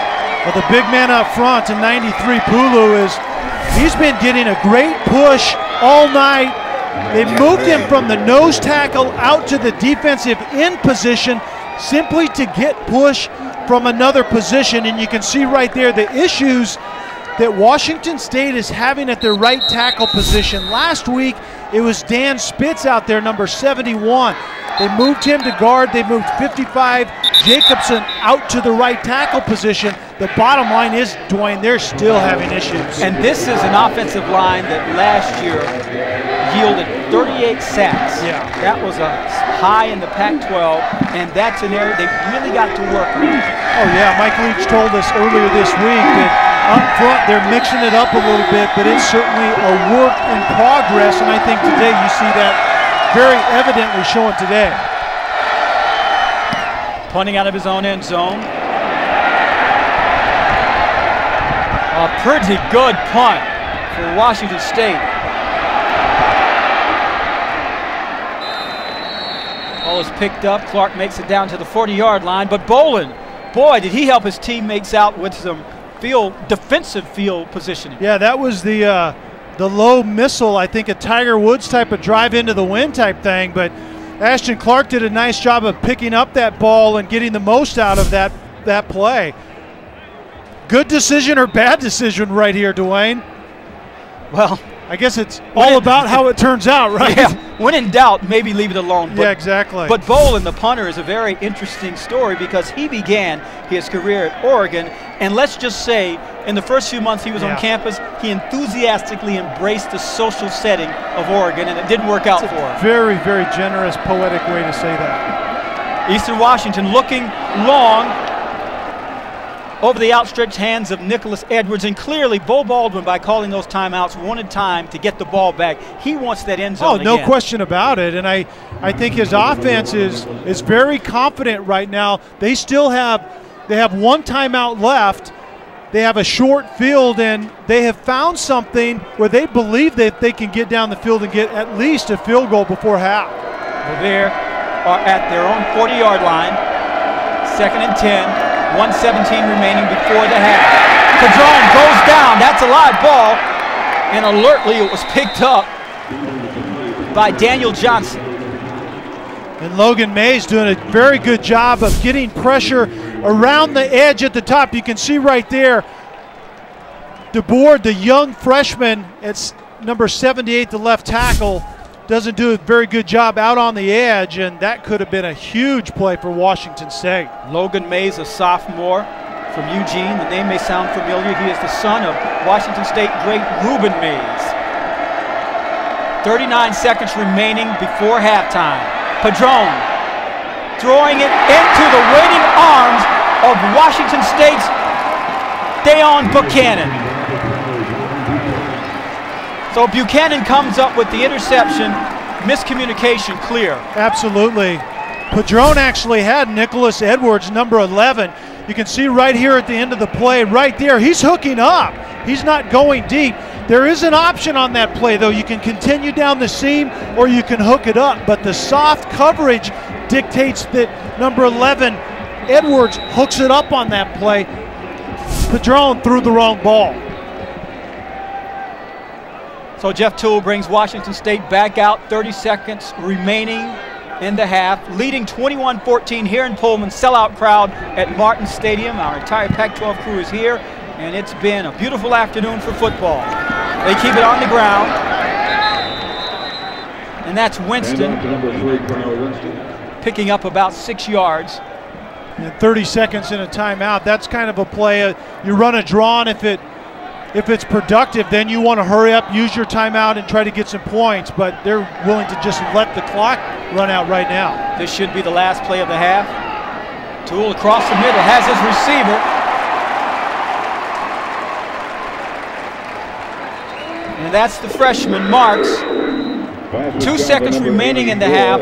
Washington State calls a timeout. And that's another. So Mike Leach wants another shot at it, I guess. Well, I think it was dictated by that play. It's all about the play.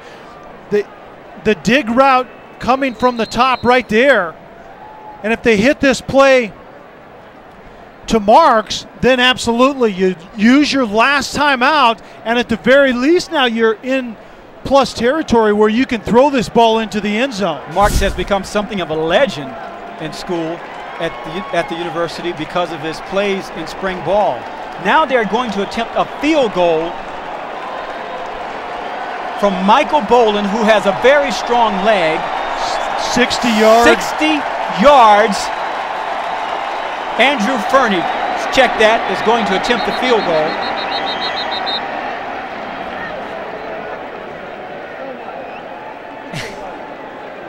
This is going to be a moonshot. We're not playing at altitude, are we? And Eastern Washington, Bo Baldwin calls the timeout.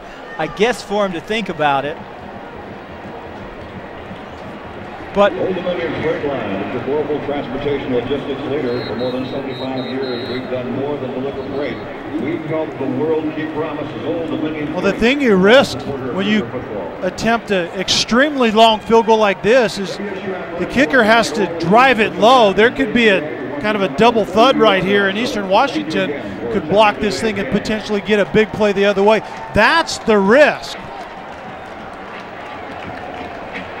Well, Fernie is pretty good from beyond the 40-yard line. Not too much data. Well, this is beyond the 40. from 60 yards out. It's on the way. And it's good! 60 yards! Andrew Fernie! Unbelievable. What a way to end the half.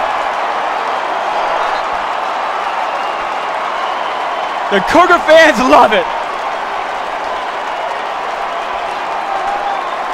We now have some data on him at plus 60. That was unreal. Andrew Fernie's very strong foot makes it 24-14. Washington State at the half here in Pullman. Look at this thing. It had just enough. Oh, he could have made that from 60 and a half.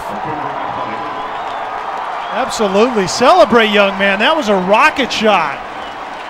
Well, this is the type thing Mike Leach was talking about. Building the confidence, making the plays. Second longest field goal in school history. And Andrew Fernie has Cougar Nation going nuts right now at Martin Stadium. Well, you talk about the confidence that Mike Leach is trying to build.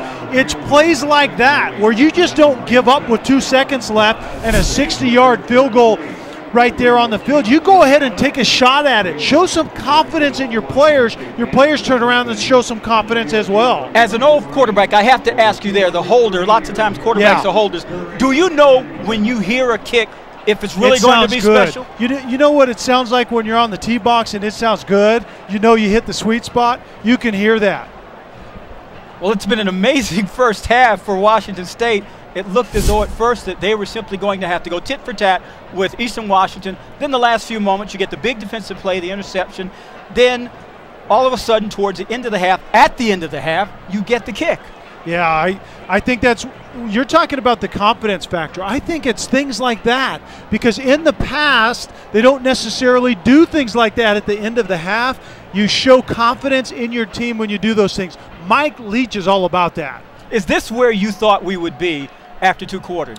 Yeah, I think if it wasn't for that mistake by Padron, that's not typical of him. He typically takes very good care of the football. Throw that ball away, and they're right in this. They're in this the way it is. Well, Toole certainly looks much better than he did last week, and the confidence is there. Eastern Washington is not going to go away. Second half should be a lot of fun. On the next side, you hear from the guys in the studio.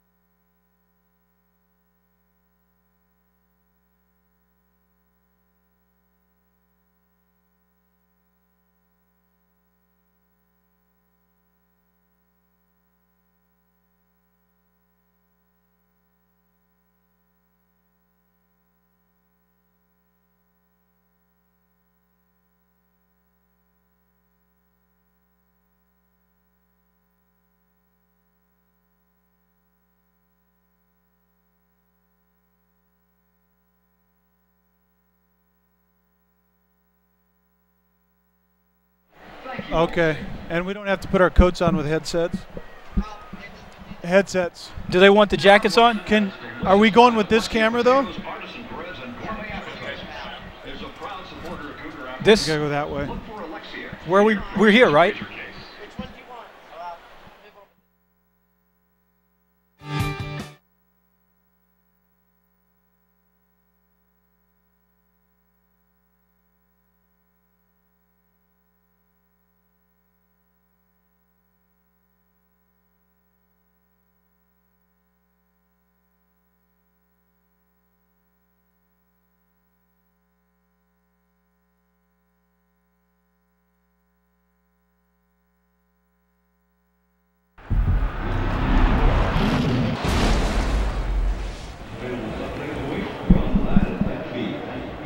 They're waving the flag here in Pullman as the Cougars lead at 24-14 at halftime over Eastern Washington.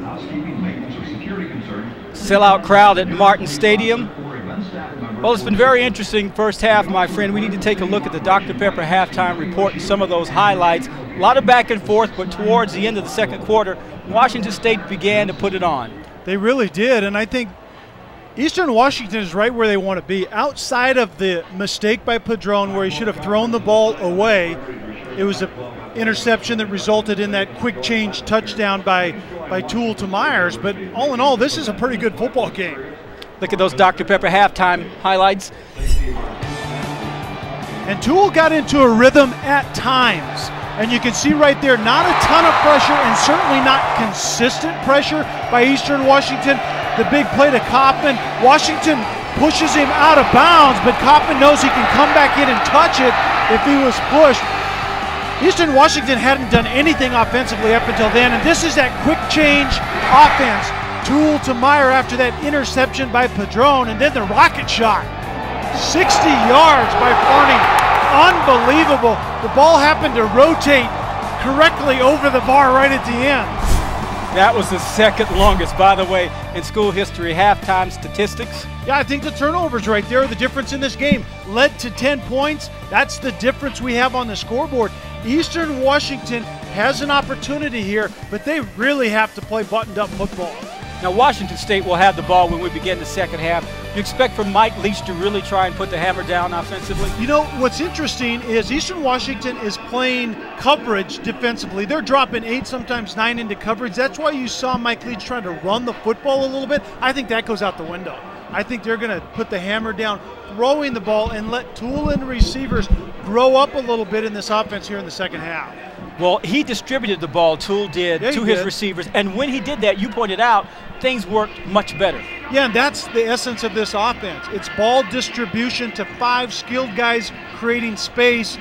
Eastern Washington, conversely, is doing a good job defensively at contracting that space a little bit. Those voids are few and far between. We'll see if Washington State can do a better job in this second half. Well, one thing everyone will remember from this game is what happened as time ran out in the first half. Andrew Fernie with the second longest field goal in school history, 60 yards. He was excited. You've been watching the Dr. Pepper halftime report.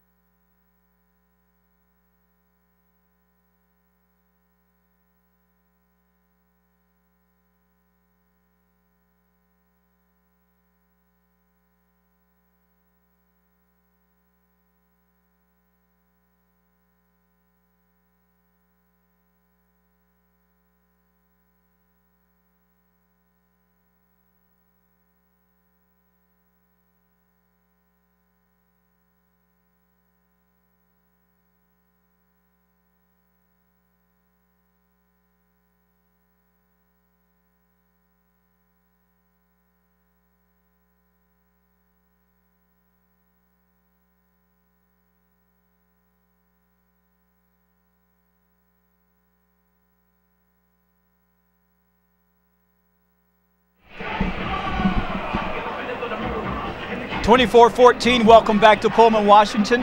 Mr. Toole and his teammates are on top by 10.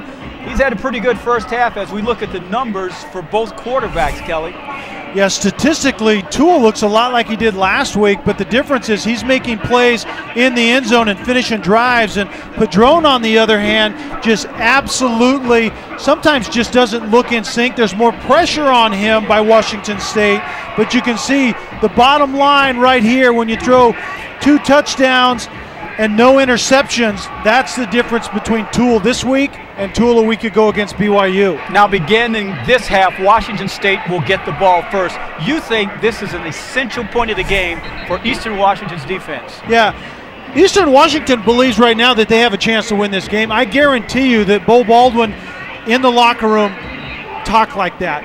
But it's a lot different. Your offense getting the ball back for the first time down by 10 as opposed to 17 on the road against an FBS team. I think it's vital that Eastern Washington gets off the field defensively without giving up any points this first drive to Washington State. Those are the long locks of Ronnie Hamlin, the linebacker for Eastern Washington, who's the reigning Big Sky Defensive Player of the Week. He and his teammates really will have to put on a good stand against Jeff Toole and the Washington State offense.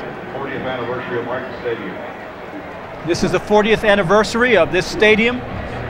Sellout crowd today, 33,520. They tell us if Fire Marshal Bob allowed them, might have 34,000 in here.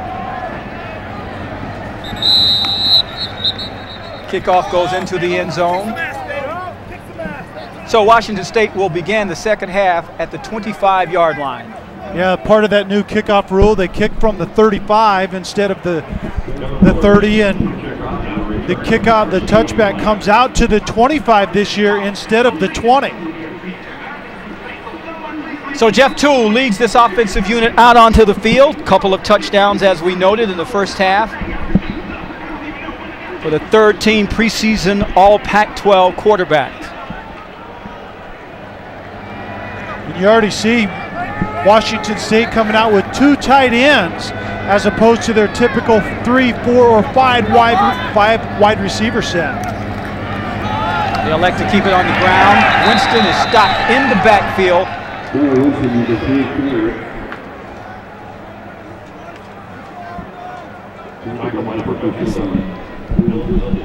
Dylan Zylstra with the tackle. Zylstra's now in at that defensive nose tackle position, and they move Pulu out to the defensive end position. You can see him right here. Pulu was the guy getting great push in that first half. A loss of 3 on the play. Washington State still remaining on the ground. That's Winston across the middle, fighting for about 3 yards. We saw 3 runs in a row in the first half. We might see it again. I think what Mike Leach is saying is, if Eastern Washington is truly going to drop 8 and only rush 3 all the time, that's a soft look offensively that you want to run into the mouth of that. It seems like he started to do that here as the second half has begun. 3rd and 4.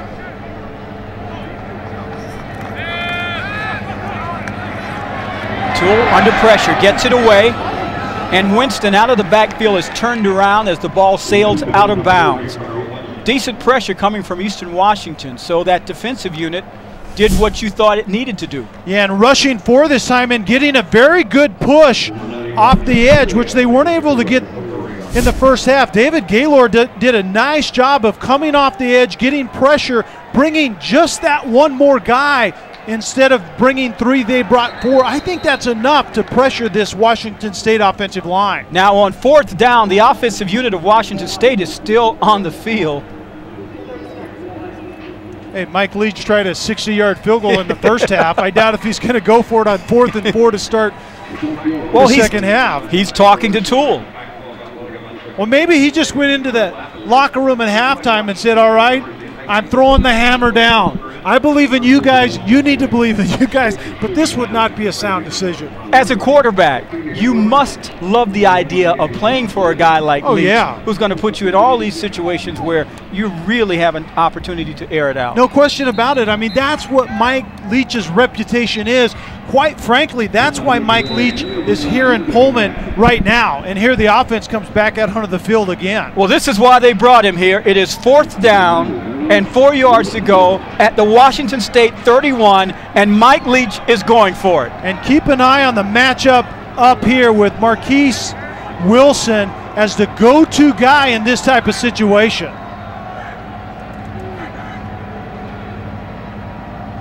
Toole trying to draw Eastern Washington off sides. Delay of game. Offense, number 10. 5-yard penalty, still 4th down. I really don't understand it, to be quite honest with you. So a delay of game was called, and now the punting unit is out. On 4th and 4 in your own territory to start the second half is not a time to try to draw the defense off sides. I don't exactly know what the thinking was behind that. So now Michael Boland is standing at his own 11-yard line to kick it away.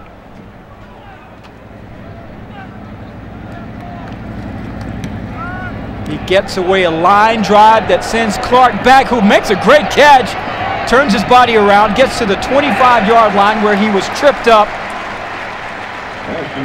by Jeff Minnerly.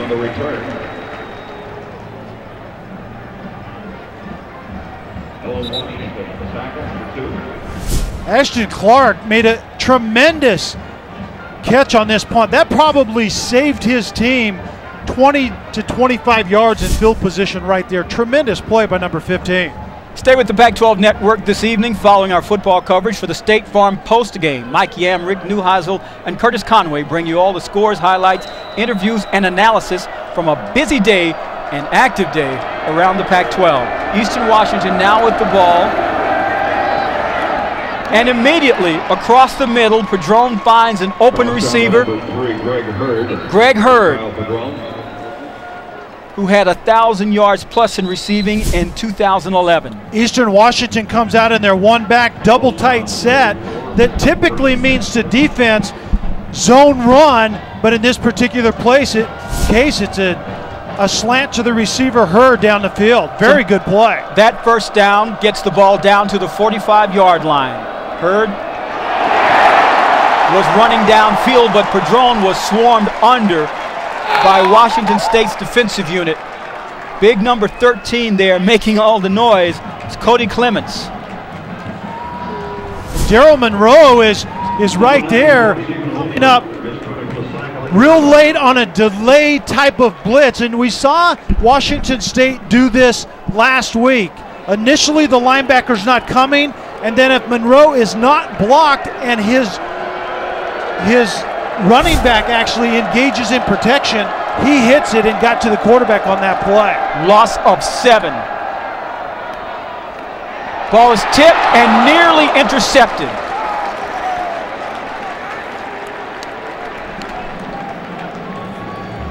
That could have been number 2 for Cyrus Cohen.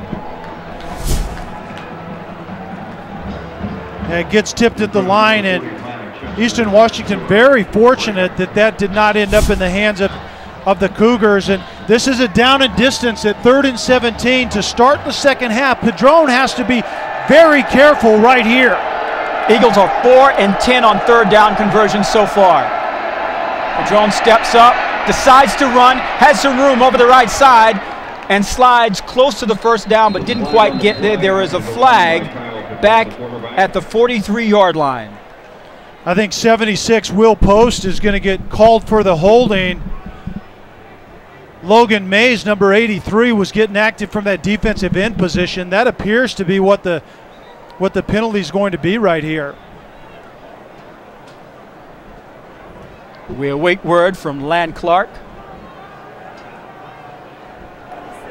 Personal foul, clipping, offense number 76. 15-yard penalty from the spot of the foul, 3rd down. Yeah, it wasn't a hold on Will Post, but it was clipping down the field after Padron took off. You can see him right there, the right tackle, number 76, Will Post, continues to work on Mays, number 83. But right here, once you're out of the tackle box, you can't do that as an offensive player. You have to be blocking away from your line, and you can't hit a player in the back down the field. So now it's 3rd down, 26 for Eastern Washington. Drone steps up under pressure, releases, finds Clark, who is tackled at the 35-yard line. DeMonte Horton wrapped him up, didn't let him get anywhere. So now Eastern Washington will have to turn it over on downs. You know, Dwayne, that drive didn't obviously go the way Eastern Washington wanted, but at the same time, they did the right things in the end when it fell apart. If you're an FCS team going on the road trying to win a game and you're still in it in the second half, you don't want to make an egregious mistake there in that situation. Jake Miller back at his own 20-yard line to punt. Leon Brooks for Washington State back at the 15. Little pressure applied on that punt. Fielded by Brooks. Cuts across the 30. Nearly stayed on his feet.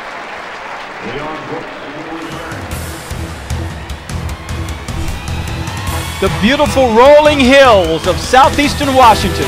Cougars lead it by 10.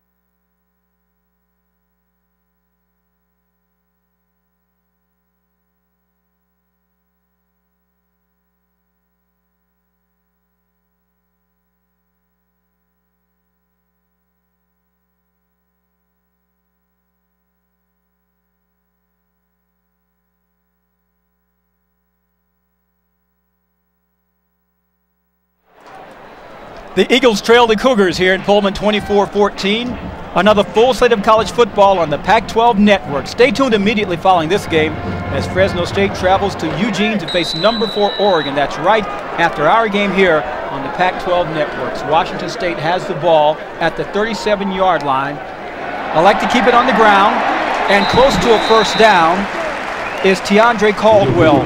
You were making a point earlier to me about the effect that this soft coverage is having defensively and offensively on Washington State. We see Caldwell having some positive yards up the field on that particular play. But yeah, soft coverage means you run the football. There's only 5 in the box. Washington State wants to run against that look.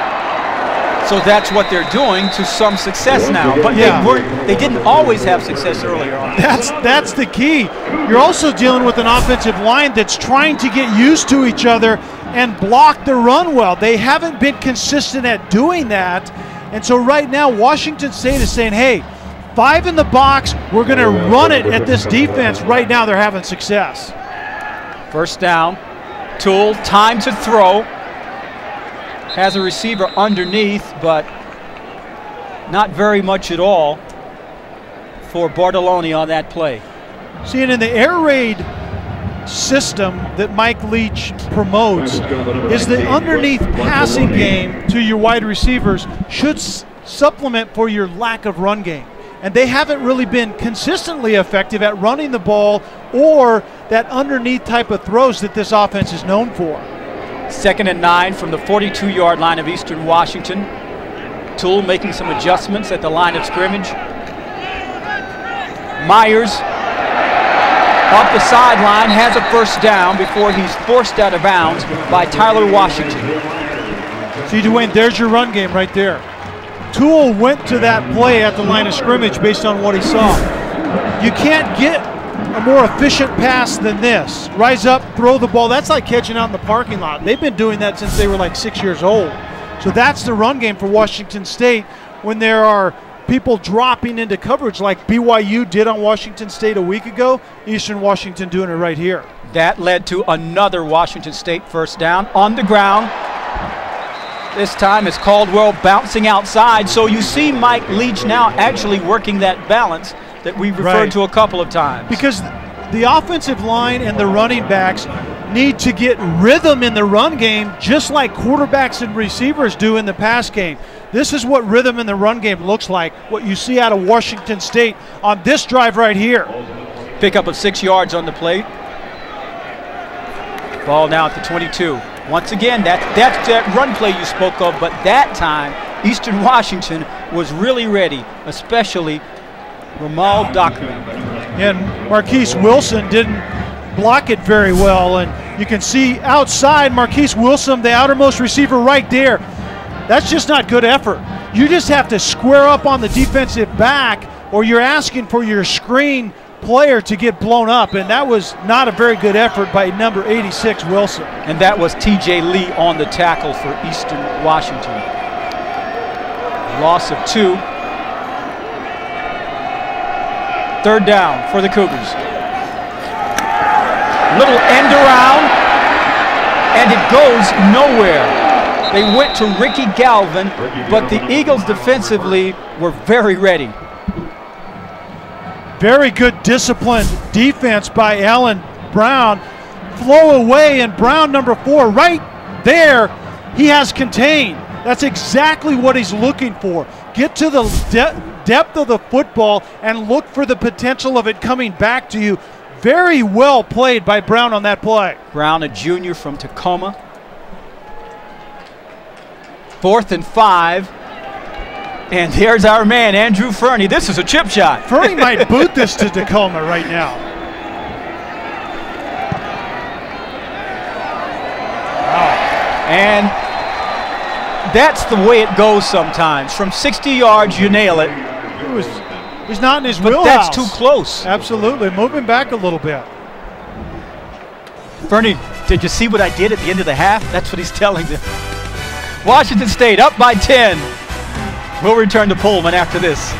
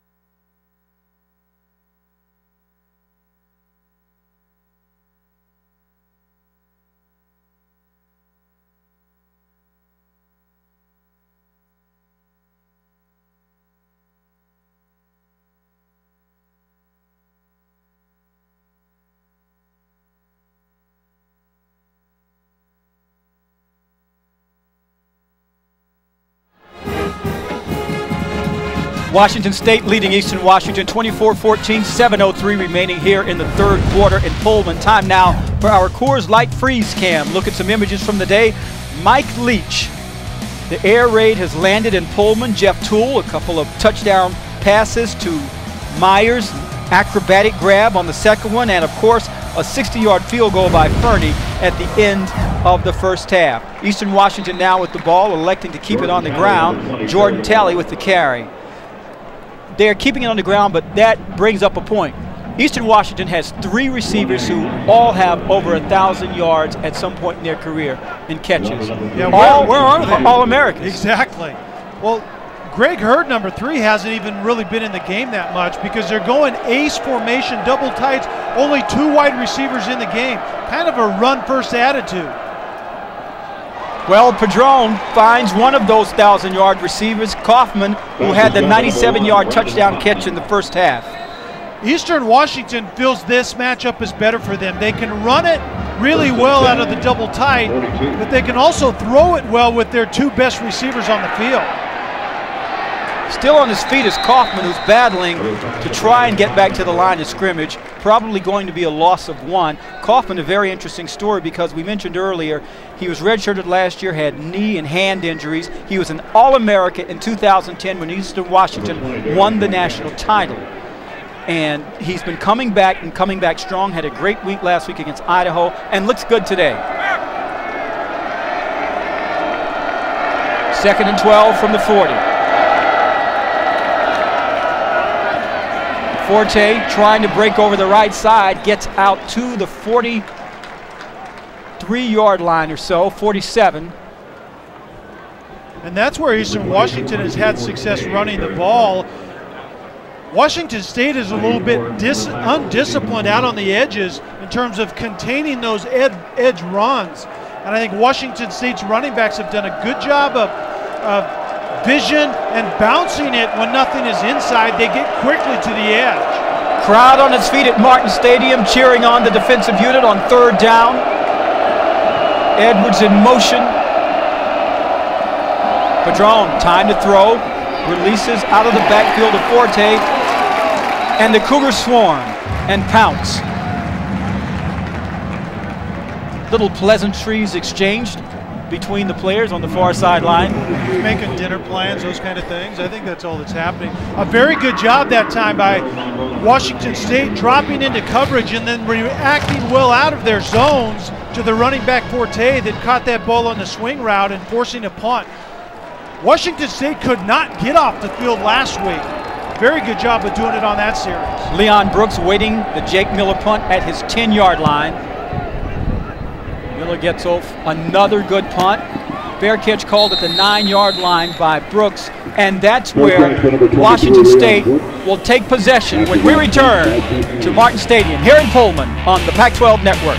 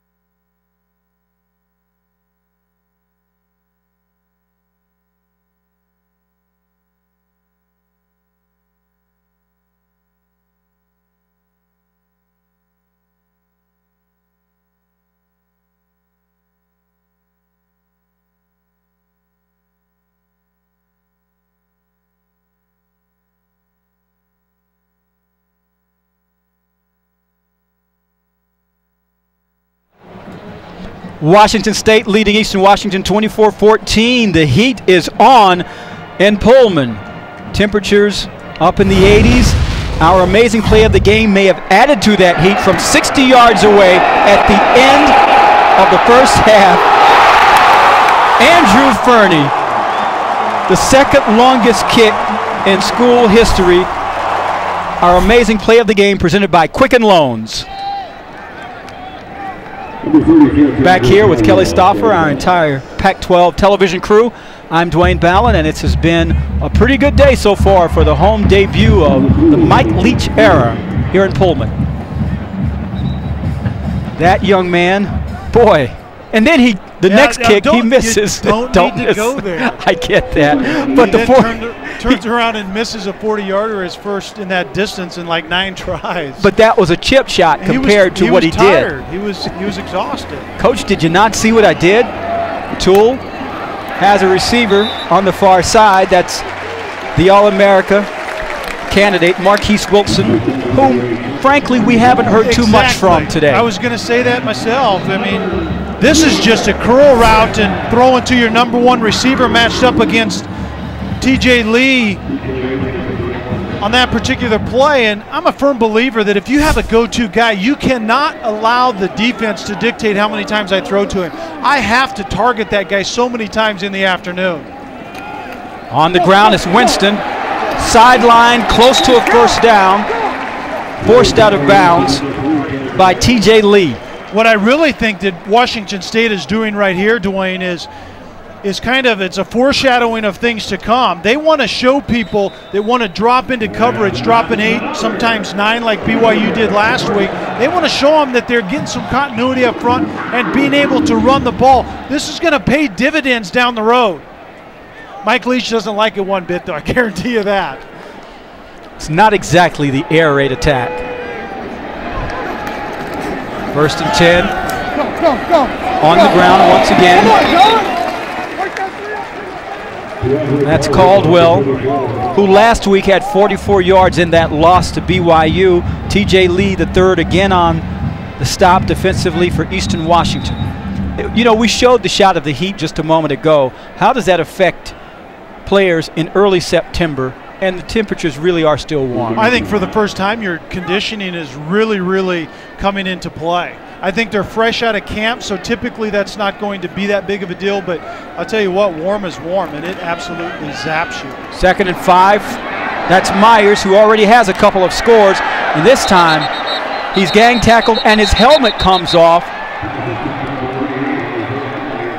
which means we look at a new rule. Yeah, the helmet coming off rule. Myers now has to leave the game for 1 play, and then he can re-enter, and it's essentially not penalized. The penalty is the fact that he has to set out a play. It's not penalized in terms of yardage, however. When a player's helmet comes off, they have to stop from participating in the play, but you can see it right there.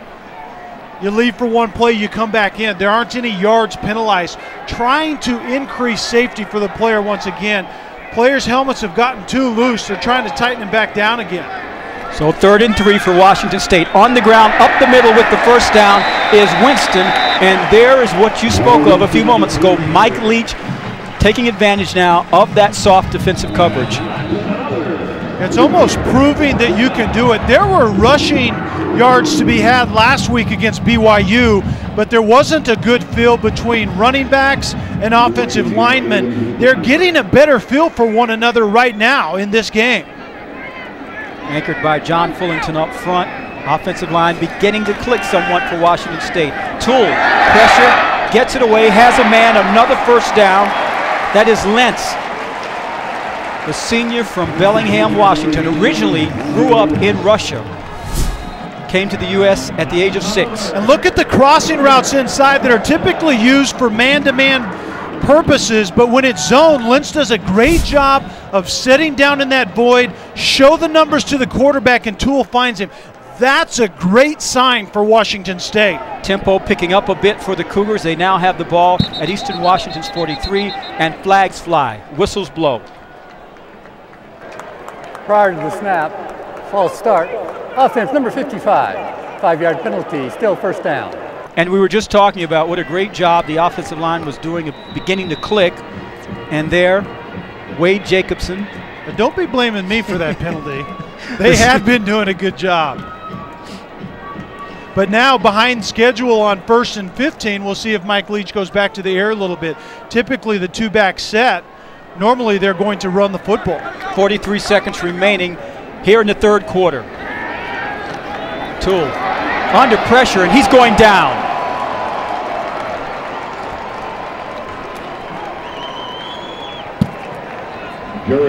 Jerry Saya comes up with the sack. It's a quick pressure from the defensive end position down here. It's a stunt up inside, and you can see number 10, the linebacker, Zach Johnson, goes outside. And once again, when you force the offensive line for Washington State to sort things out up front and communicate, they are still having issues. As time winds down in the second quarter, we have in the third quarter, we had 3 quarters in the books. 24-14, Washington State is leading Bo Baldwin's Eastern Washington Eagles.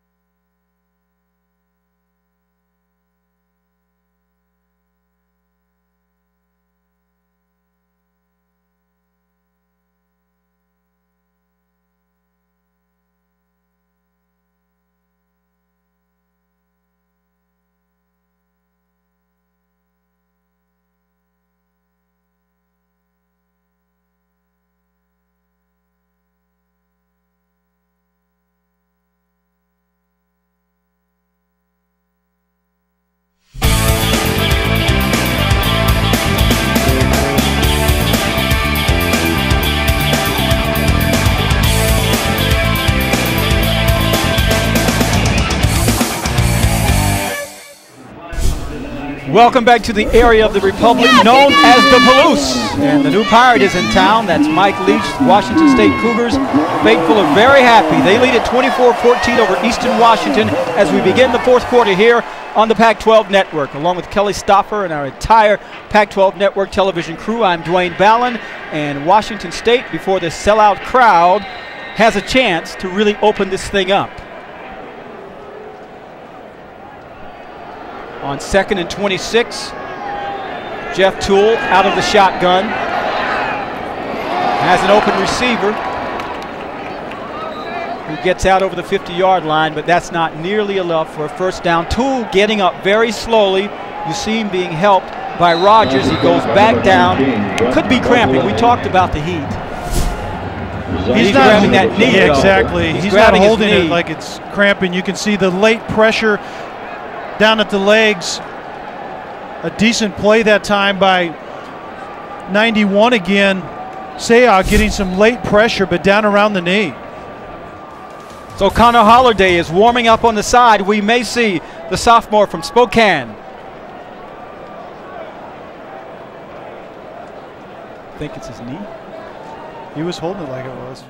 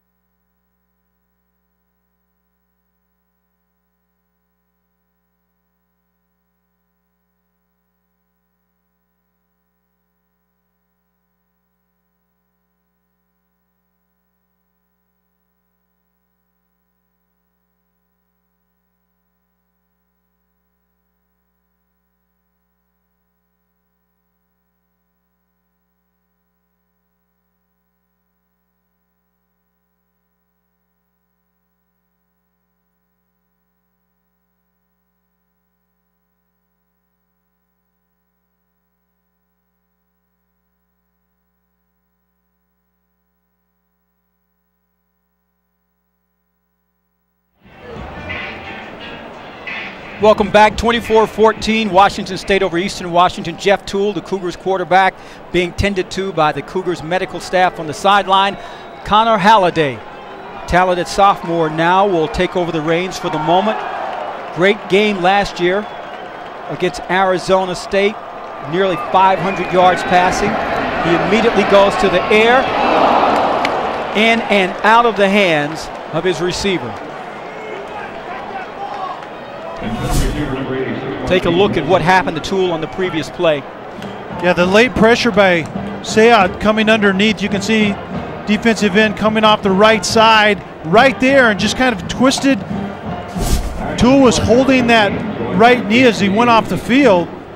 Hard to tell what took place, but that young man has been banged up in his career. When he's been able to stay healthy for a consistent period of time, he's risen to the level of playing extremely well.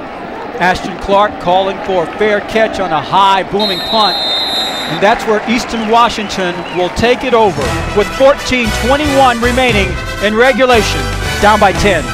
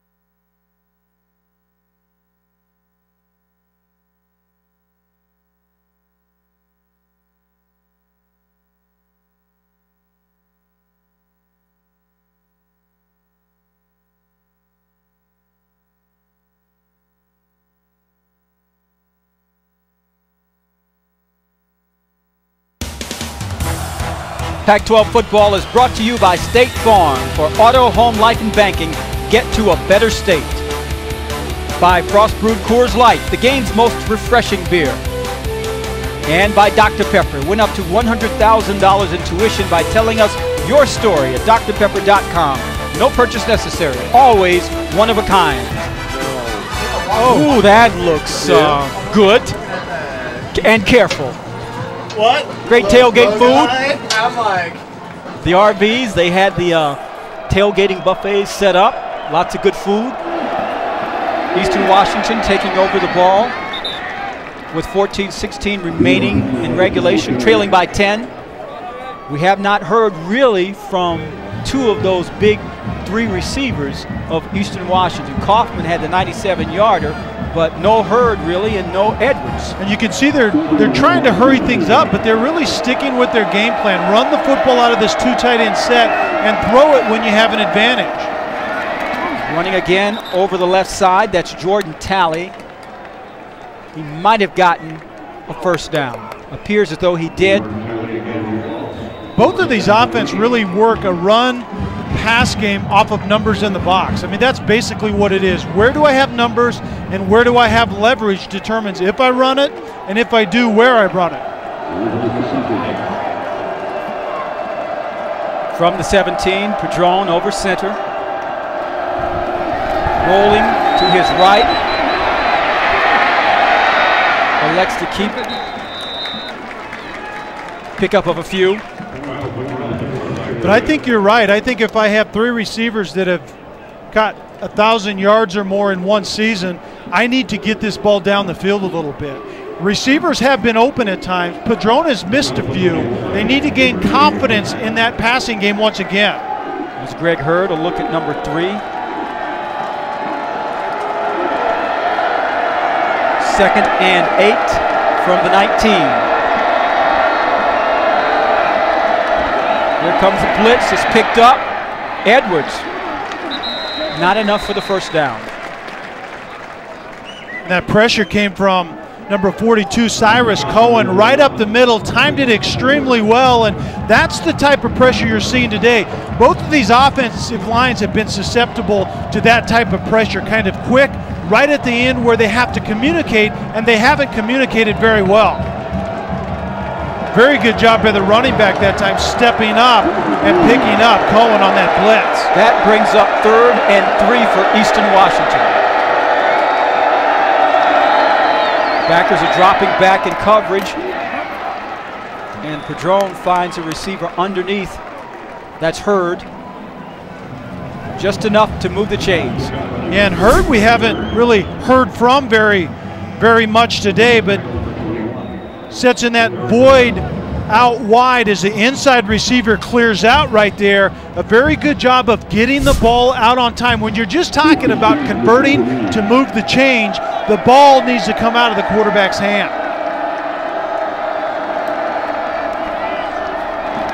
Padron, time to throw. Edwards was open, but he threw it too high and he was out of bounds when he caught it. I think where there's opportunities in the pass game is we see Padron throwing it late, getting it out just in time, but just a little bit too high to Edwards. He was trying to come down with that in bounds, but just a little bit too far out of bounds. But I think the isolated receiver in usually a 3-by-1 set is where I think Eastern Washington has an opportunity, or the receiver right here at the top. On the ground is Forte, twisting and turning.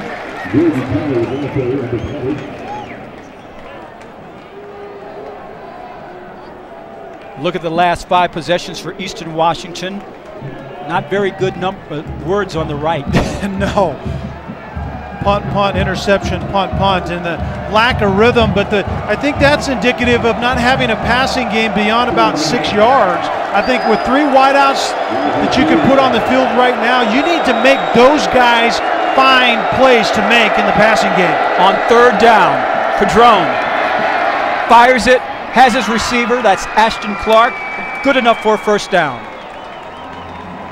And that's all you need to do. If Washington State is going to be happy just playing coverage, dropping 7 or 8 into the pattern, right there, set down in the void, show your numbers to the quarterback. Ashton Clark does a very nice job on that play.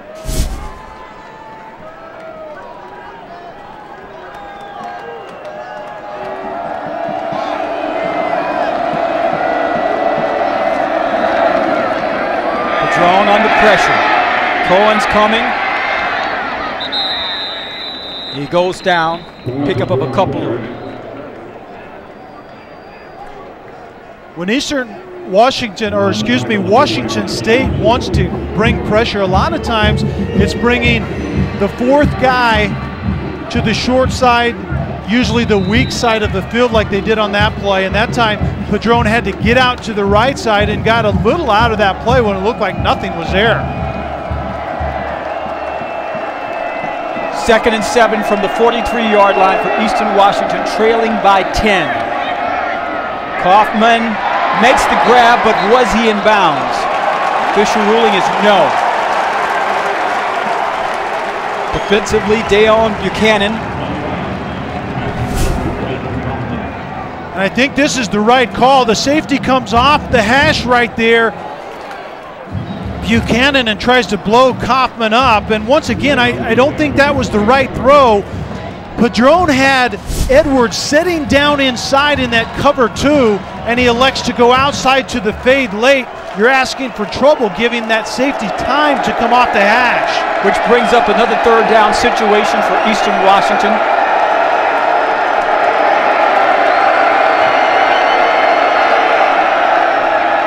Padron, this time nearly goes down, gets it off. Was not a reception, and the Eagles will have to punt it away. That time it was Logan Mays, number 83, with the pressure up inside. Once again, that delayed blitz. And what Washington State is doing is once they see the offensive line engage and double a guy inside, then they're firing the next guy outside. And that time it was 83 Mays that got pressure on Padron. Mays, who has picked up 20 to 30 pounds in the offseason because he knew he'd have to switch positions. Punt will go out of bounds inside the 20-yard line, which is where Washington State and Connor Halliday will take over.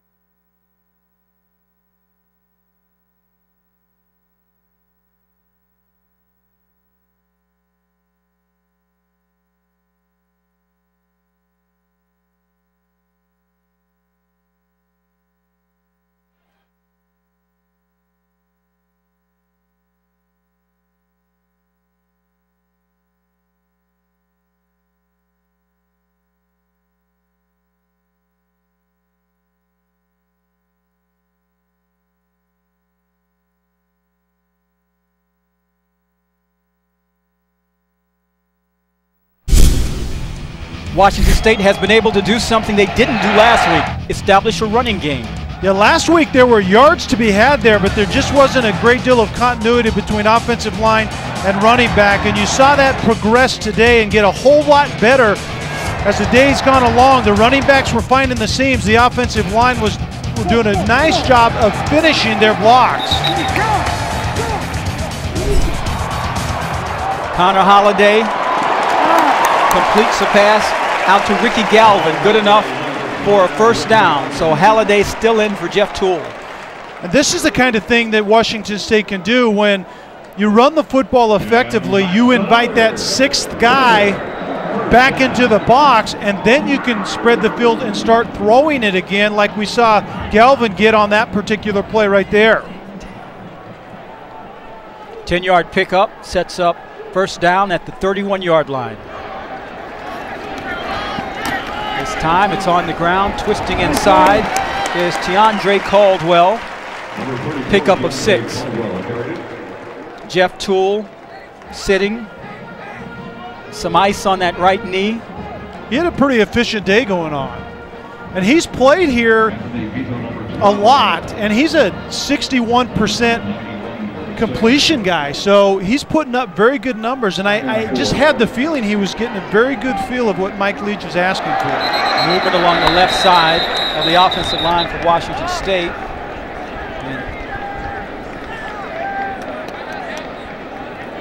Anxious Evan Cook, number 56 from Eastern Washington, making his way to the other side of the line also. Offside. Defense number 56 unabated to the quarterback. A 5-yard penalty results in a first down. Halliday, the quarterback in right now, is very interesting because he had that great game we alluded to against Arizona State. Then, in a game against Utah, he played with a lacerated liver and rallied the team into overtime before they lost. So he's a gutsy kid and has a lot of talent, and they like him. Flag down in the backfield.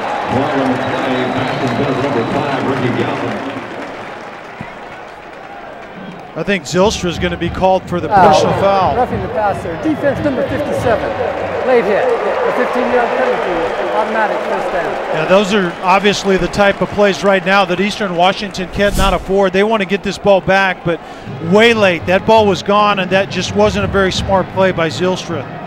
And that's not what defensive coordinator John Graham or head coach Bo Baldwin wants to see right now, because you don't need a mental mistake to get you into a deeper hole. Exactly. You need the ball back right here if you're going to take a shot at winning this game.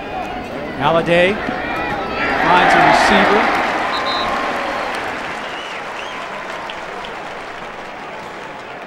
Bartolone, who's had a pretty productive day. He really has. He's the type of receiver that you kind of get the sense that he's maybe getting it before some of the other receivers in terms of where to sit down in those voids. You know, that was actually a crossing route that's more of a man-to-man beating type of route, and when he saw it was zone, he crossed the window, sat down in it, gave his quarterback a very, very good target. On second down, Halliday, plenty of time to throw this. Receiver dropped it. And how often are you going to see Marquise Wilson, a legitimate Biletnikoff candidate nationally, drop a ball like that? Well, those are the type of plays that drive Mike Leach nuts. And this is actually the same play that Wilson caught for a big play in the first half. And that ball's in his hands. It was a decent play on the strip right there at the end by the defender. But that's the kind of ball that an all-conference receiver just simply has to make. Grant Williams, the defender on the play, is a linebacker. He was there, but still, as you mentioned, Marquise Wilson has to make that play. Halliday flushed out of the pocket, rolling to his left. There's a flag down. It appears to be intercepted, but let's wait. That actually may be a big play for Eastern Washington, because this could very well be a holding out there on the edge as Halliday tried to get outside the pocket. T.J. Lee III. Holding. Offense number 77. That penalty's declined. Result of the play is interception. First down, Eastern Washington. So Lee's interception stands, and now Eastern Washington has new life. 8 minutes and 16 seconds, 3 timeouts. There's plenty of time, but they have to be willing does Eastern Washington to start throwing this football down the field and using the trio of wide receivers that we like. You can really appreciate this, I'm sure, because looking at that play, Halliday was throwing off the wrong leg for one, and the coverage was there. So is that a useful mistake? Or it's youthful because your team doesn't need that type of play right now. They just need to possess the football. And if you're going to make that, you don't underthrow it. That's the last place that the ball ends up. You throw it to your guy or you overthrow it. Eastern Washington with the ball. And 93 yards away. Padron whacked pretty good, getting up slowly. Once again, Daryl Monroe, you see him firing late right there up the middle, and what he's waiting for is for the offensive lineman to get engaged by the defensive line, believing that there isn't a secondary level blitz. And as soon as Monroe sees that, he fires, and it was free pass to the quarterback.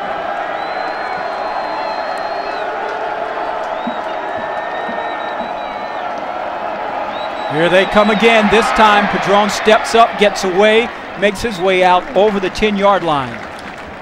Well, we're kind of answering our own question, is why hasn't Eastern Washington been willing to throw the ball? They can't protect. I mean, that time Washington State only brought 4, and they just didn't communicate up front. It wasn't a difficult stunt. They just simply didn't sort it out well. And this is a Washington State defensive unit that gave up 426 yards to BYU last week. There is something to prove on their part. Third down. Padron has Kaufman open but overthrows him. And that's a classic case of a quarterback feeling pressure that wasn't there because of the previous couple of passes. And this time, this is not that difficult of a play to make. You have to put it on Kaufman outside, and he just air-snails it because he feels pressure. There's plenty of time to step into this throw and throw it well. He just feels people around him and throws it high and wide. Bit of frustration maybe setting in. Remember, this is Padron's first year with this team. Jake Miller out of his own end zone to Leon Brooks, who's awaiting at the 45-yard line. Brooks fair catches. And the Cougars and the air raid attack with a bit of groundwork will take over when we come back.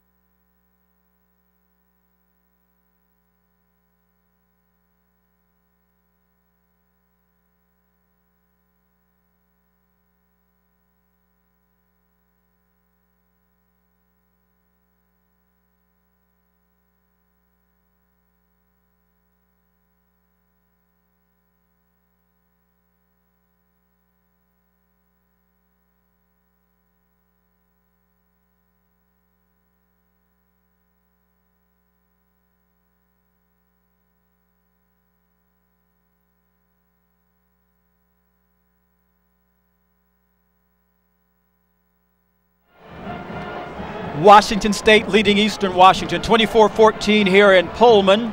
Fourth quarter, 7:17 remaining in regulation. Remember to stay with the Pac-12 Network this evening following our football coverage for the State Farm postgame. Mike Yam, Rick Neuheisel, and Curtis Conway bring you all the scores, highlights, interviews, and analysis from a busy day around the Pac-12. Washington State with the ball. Halliday's pass, tipped, intended for Caldwell. Suspect we have seen the last of Toole. Yeah, for the day. I think so. And I think he really had a nice day. I think he took a step forward from a week ago against BYU. He was efficient again. I think he saw things more clearly. So hopefully he's not injured to the point where he can't come back right away. On second down, Halliday has time to plant, let it go, throws into coverage. That was a gutsy throw. In and out of the hands of Myers, who has a couple of scores already. You call it gutsy, partner. I call it ill-advised. That's not the type of play your team needs right now. And Baines, number 24, breaks on that ball and tries to get back to it. Yeah, the ball got through and actually hit your receiver in the face mask, but it wasn't a throw that you should have been making, young man, at this point in time in the game. Father Stuffer has spoken. That brings up third down from the 47. Halliday still looking to throw. Connects with the receiver, and that's a first down. Myers, who really is having a good day on the reception. And at times, the young receiver Myers is only a sophomore, demonstrates that he has a pretty good feel of what's going on. He did a nice job that time of coming inside in a dig route and sitting in that window, and the young quarterback Halliday finds him. It'd be a nice compliment. Myers on the opposite side of Wilson. They'll be on to something here in Pullman. Cougars now in Eagle territory again. Halliday again, plenty of time to throw. Has a man open up the sideline. If he can get it, they've got it. Nice catch. Nice grab. That's the freshman, Gabe Marks. Boy, Halliday does not mind throwing over coverage. He's not bashful, is he? Outside, you can see Marks, and it's just an outside release, the fade up the middle. Baines carries him down the field, and then Brown, number 4, is a little bit late getting off the hash, and number 84, Gabe Marks, does a very good job of concentrating on the football and making the play at the end. Marks sets up a first and goal with that 36-yard catch. Flags are going to come down. Woodson was held and pushed. TJ Lee not even talking to the official. He knows what he did. Oh yeah, no question. And it doesn't really cost his team a great deal, to be honest with you. And that fighting between those two, TJ Lee, number 31, and Wilson's been going on all Pass day. interference. Defense number 31. By rule, the ball will be placed at the 2-yard line. Automatic first down.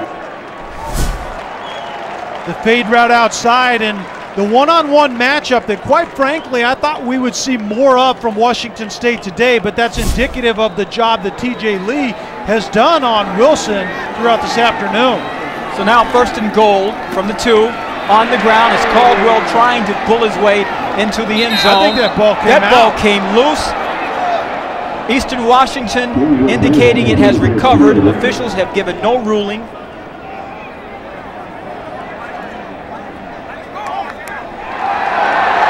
The Eagles come up with a big defensive play late in the game with their backs to the wall.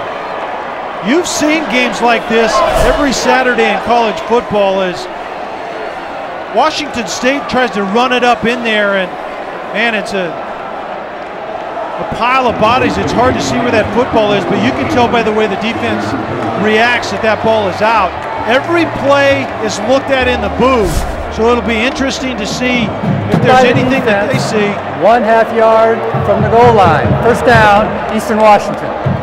If the booth stops it, or if Leach challenges it, but it was hard to see where the football was right there. Well, the good news is Allen Brown recovered it. The tough news is it's at the half-yard line for Eastern Washington. 99.5 yards away.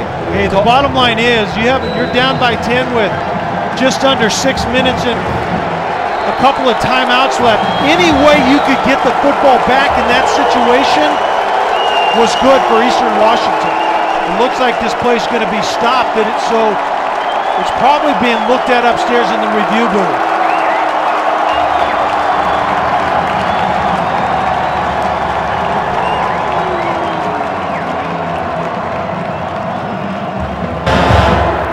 The ruling of the previous play, a fumble, is being challenged by Washington State and is under further review.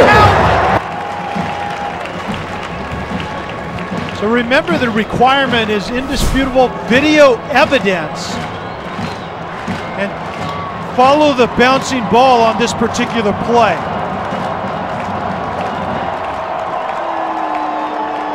The ball is out. It's out, but was Caldwell down. You couldn't tell if the Caldwell was down, but actually it would be a break if it touches the goal line and then Eastern Washington recovers. That ball comes out to the 20. It would be a touchback in that situation, which would be an advantage for Eastern Washington. Well, number 4 in white, Alan Brown, certainly saw a loose ball and dove straight for it. As you see him just spring.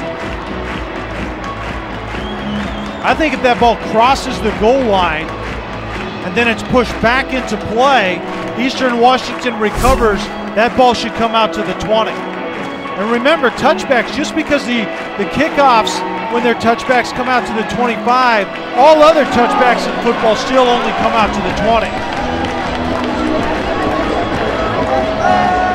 I think ball's out, and I think actually Eastern Washington State will be charged a timeout. They're first of the half, and they may not challenge the remainder of the game. So the ball and call remains. It was a fumble, ball at the half-yard line. So Bo Baldwin's going to look into his bag of tricks because he's 99.5 yards away, trailing by 10 with 5:42 and a hostile crowd here at Martin Stadium. And the video evidence must not have been indisputable in terms of where the placement of the football should have been. You got to throw it anyway.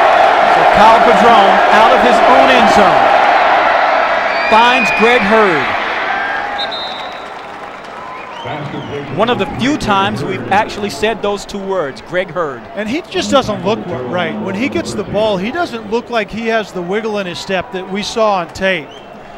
This is just a quick hitch, get the ball out. Obviously, that's recommended in your own end zone, and Hurd squares up. He just doesn't have the pop in the step right at the end when he catches it.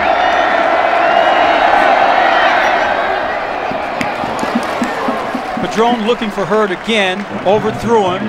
It appeared, you know, we've seen this a couple of times. It really appeared as though those two miscommunicated on that play.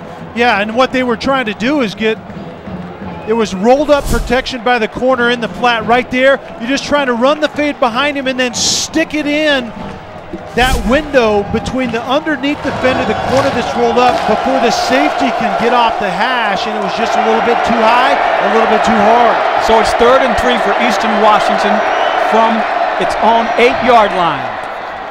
That's a first down. Hurd out of bounds, driven out of bounds.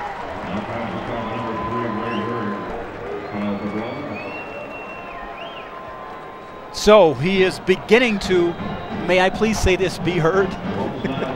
I heard you. Okay. But right now they're isolating Hurd on the top and they're going to him. They seem to like that matchup.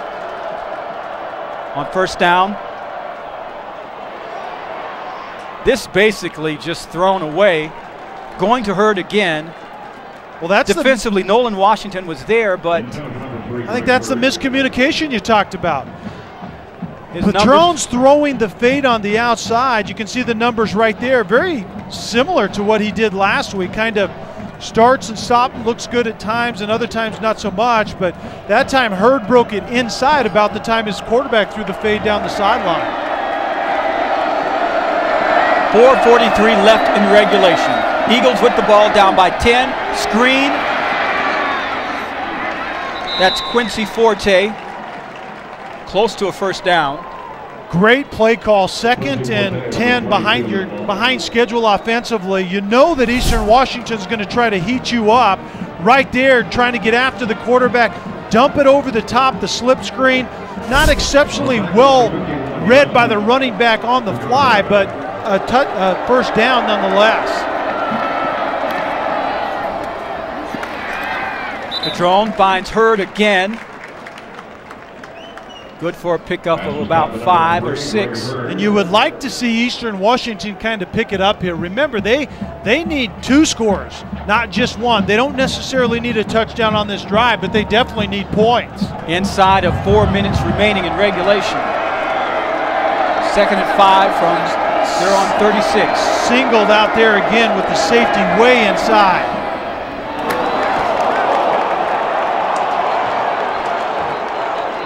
Hurd was laid out. Now players at midfield. Officials separating them.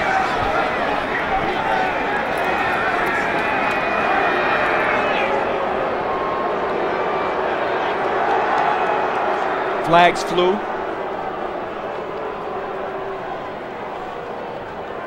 This is obviously going to be a personal foul late hit, targeting a defenseless receiver in the head and neck area. They emphasized that starting last year, and it's continued that emphasis this year. That was a very blatant penalty on that play.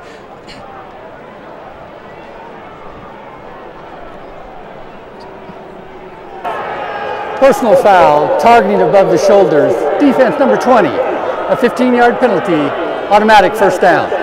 It's Dayon Buchanan. Yeah, that was not a very smart play, to say the least, and number 20 may not be back in the game today. That was the isolated receiver. You see Hurd up top. Another high throw and just a very late hit. Not only was it late, but it was also high. That was going to be a penalty regardless. Buchanan's a junior, and he's supposed to be one of the leaders on this team defensively.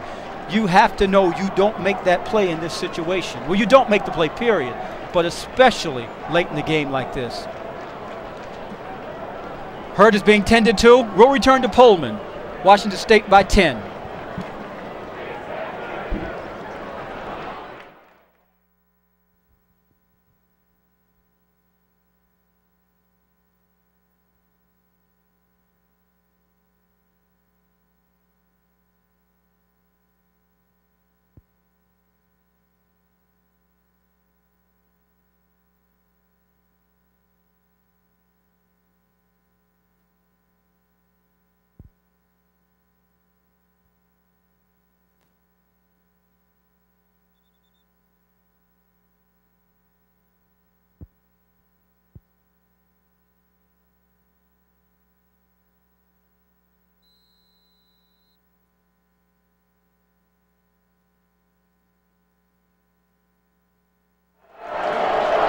Mike Leach's defensive unit just gave Eastern Washington an opportunity with that personal foul. And now the Eagles trailing by 10 with the ball at midfield. Padron, pressure from the backside, gets it away. Kaufman nearly had it. It was a little behind him, but he still almost made the grab. Yeah, Kaufman was trying to settle into that window, and his quarterback thought he was going to actually turn it up just a little bit more than that, and conversely, it ended up behind him. Greg Hurd being tended to. He was woozy when he came off the field. He took quite the shot from Buchanan. On 2nd down. Drone looking to dump it off to Ashton Clark. There is a flag down around the 24-yard line. Check that, the 34-yard line. Action flag number 15, the independent receiver. This came from the back, Judge. This is typically in the area of pass interference. Holding, defensive on an eligible receiver, a 10-yard penalty, first down. If you're Mike Leach right now, yeah, you're wondering what happened, guys, to fundamentals and playing smart football. Exactly, and that's exactly what Mike Leach is trying to do with this program. It's eliminating plays like that gives teams like Eastern Washington the ability to hang around when this game should be over with already. So Eastern Washington now with first down at the Washington State 39-yard line, 3:36 remaining in regulation. Padron goes down. The big fella, Stephen Hofert, comes up with a big sack. And Padron has a lot of starts in this situation. This ball has to come out. You don't have the ability to get outside the pocket. You have to find an eligible receiver and airmail that. You cannot afford to lose the yardage, but also keep the clock running. Fourth sack of the day for Washington State. Padron finds an open receiver. That's Clark, who may have another first down. There are 2 more flags down. Things are really getting out of hand on the field. Well, you're going to have a late hit, 15 yards added on to the end of this catch right here, and Mike Leach has to be absolutely beside himself. Well, it's unnecessary. Oh, yeah, and you lose games because of a lack of discipline, and you're seeing it in droves right now. After the play, personal foul, unnecessary roughness, offense number 6. Wow. A 15-yard penalty. Wow, that's a surprise. Corey Mitchell. Wow, it looked like to me that there were at least 2 defenders that got to that ball carrier late. Well, we know now that Baldwin is not a happy man. Mitchell, the younger brother of Bo Levi Mitchell, who led them to the national championship as a quarterback in 2010. Padron has his man, Edwards, and he's across the 20-yard line, close to the 15. And the All-America with a timely grab with time winding down. Yeah, slot receivers are finding some room inside, and Kaufman doing a very nice job on that play, just shaking that secondary defender and then getting into that void overneath the ball, or over the ball. 17-yard line. Kaufman, touchdown, Eastern Washington. He has 2 on the day.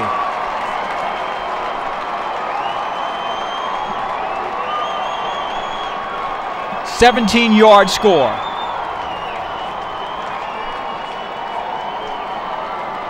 The Eagles are not going away. You can see Tai Olu right there on the hash. He's the freshman, number 30. There isn't any reason to continue to get depth when you're 8 yards in the end zone on that particular play. He was late getting off the hash. Touchdown by Kaufman. Paddle's extra point is blocked.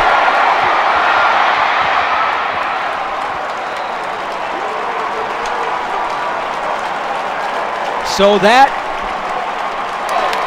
allows the margin to remain at 4 with 2:17. That was a huge special teams play. Oh, no question. That the lead is now 4 instead of a field goal, and you get the penetration up front by Poulet right there. Penetration and then arms up. Hofert was also in the action right over the center. Double A-gap penetration. They get a hand on the ball, and that is huge, obviously. Instead of potentially going onside kick, getting the ball back and only needing a field goal, now they're going to have to get it in the end zone again if Eastern Washington does, in fact, get the football back at all. Kaufman now with 4 receptions, 125 yards, and that's his 2nd score of the day. A fade route outside with a corner underneath and a safety on the hash, and the young safety and to Lilu just absolutely lost his bearings in terms of where he was on the field. There isn't a reason to continue to get depth into the end zone, and that made him late on that throw.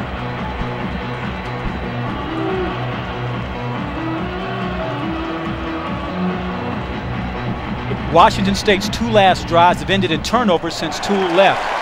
Onside kick recovered successfully, recovered by Washington State. So the Cougars now have to be smart with time management. Connor Halliday, the sophomore in. Lynch, the guy that recovered it, sure hands. Yeah, that onside kick attempt actually may have been influenced by that blocked extra point, because if I'm only down by a field goal, 2:15 with only 2 timeouts, you can see right there just a tailor-made hop. You want that to stay lower to the ground just a little bit longer, but that choosing to go onside kick right there may have been dictated by that blocked extra point. Halliday, the sophomore that knows no fear, has to manage this. Ball at the 47-yard line. Up by just 4 are the Cougars. They keep it on the ground. Caldwell breaks out to the right side. There is a flag at the 50-yard line. So let's just wait and see what happens.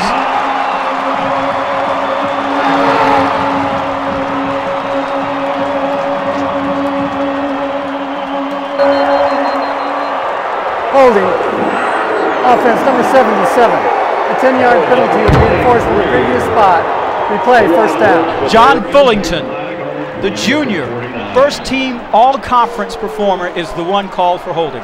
Yeah, and he's out there on the point of attack, which there's a reason that Washington State wants to run the football. You can see number 77 trying to cut off actually the backside, and Fullington is the left tackle. The zone run was to the right side, and he was simply just trying to cut off backside pressure and just simply tackle the guy. Well, we know Brooks can run. Yeah, he got to the edge pretty quickly, didn't he? Wow, it's one thing to have a holding call at the point of attack, but to have a holding call by a veteran on the backside, that's tough to take. So instead of 6 points, the Cougars have 1st and 20 at their own 43-yard line, up by just 4. This time it's Winston. He gets close to midfield. And Eastern Washington wants to burn a timeout right here. They'll have 1 left with 2 minutes left and a huge 3rd down coming up. Timeout. Actually, 2nd down coming up. Their second of the half. Will be 30 seconds in length. You know, you're still in pretty good shape. You now have 1 timeout left. It'll be 2nd and long because of the penalty. You can use your last timeout on 3rd down, and you can still get the ball back with plenty of time if you can hold up here and get him to 3rd down.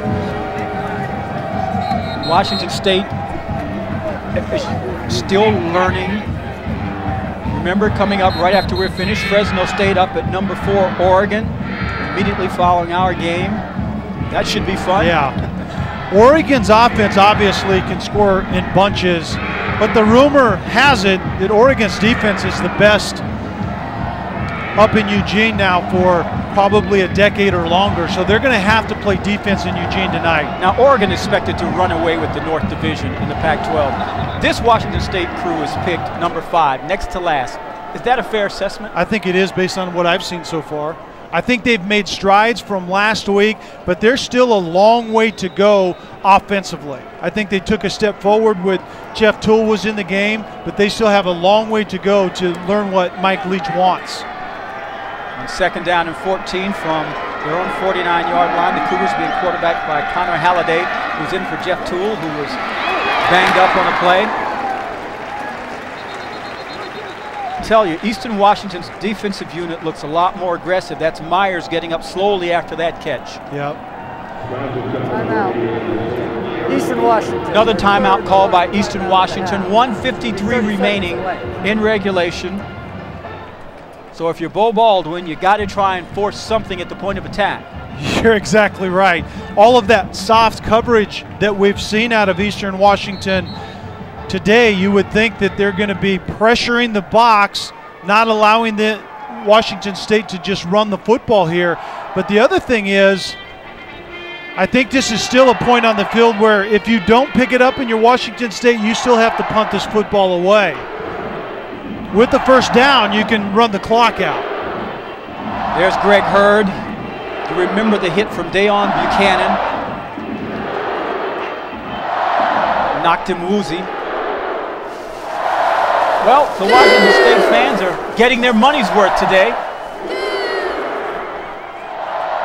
3rd and 5. You can see the look up front is definitely a pressure look. They're probably going to pressure those gaps and try to take the zone run away. Halliday Releases. There is a flag on the play. That's Wilson. Is it 6 points or is it coming back?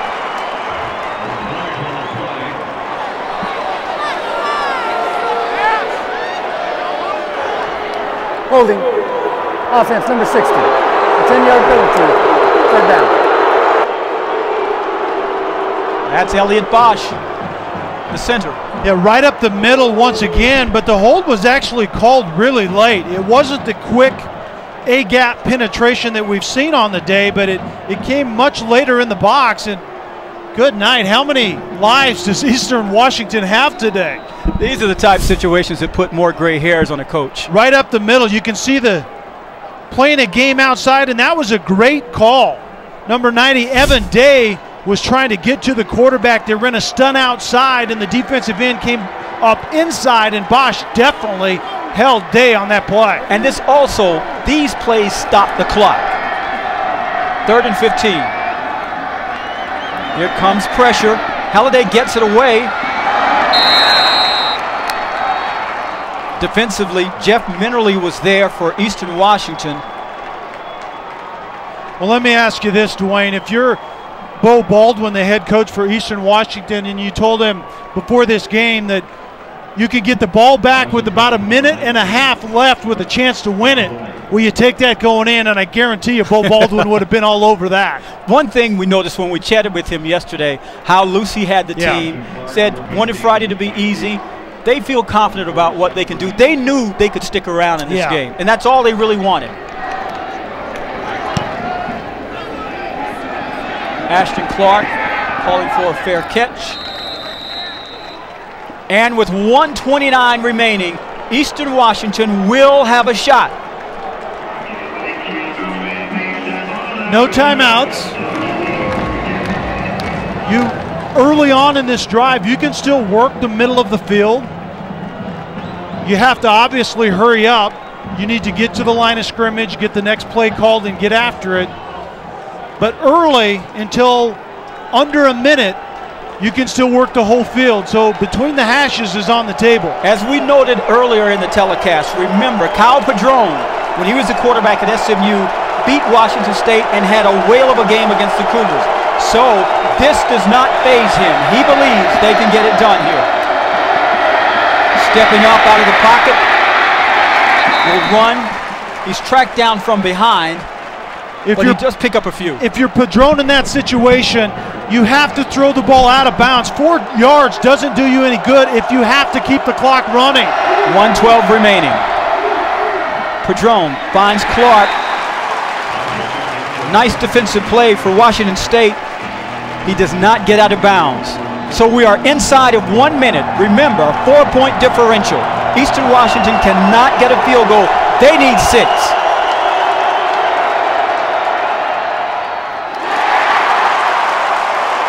Excellent defensive work for Washington State.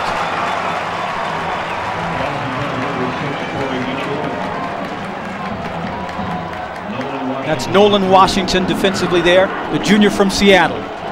Targeting Corey Mitchell, number 6, on the slant route. And Eastern Washington has had success with that, but the coverage hasn't been as high as it was with Washington on that particular play. Well, this should be it, folks. 4th and 3, trailing by 4. Eastern Washington from its own 24-yard line.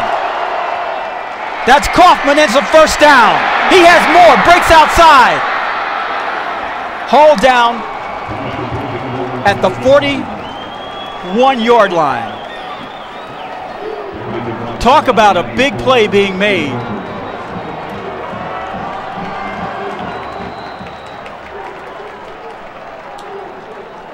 Padron gets up to the line of scrimmage and kills it, and you would think that Kaufman is going to be the go-to guy here in this type of situation.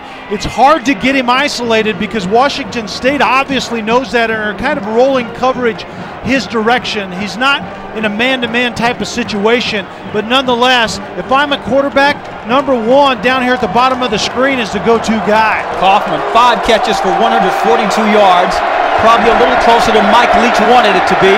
34 seconds remaining. Out of the shotgun. Padron rolling right under pressure. Throws it away.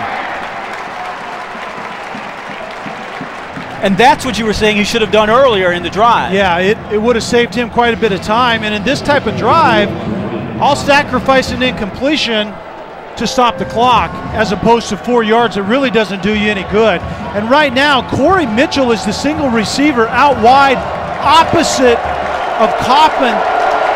That's where the opportunity is clear up at the top of the screen. Padron going to Edwards, who stretched out but didn't get it. That brings up 3rd down. Check that, it is now 4th down. So here we go once again. 4th and 10, ball on the 41-yard line. Padron has thrown for 359 yards on 50 attempts. But he really needs a completion here, or this one is over. Crowd on its feet at Martin Stadium.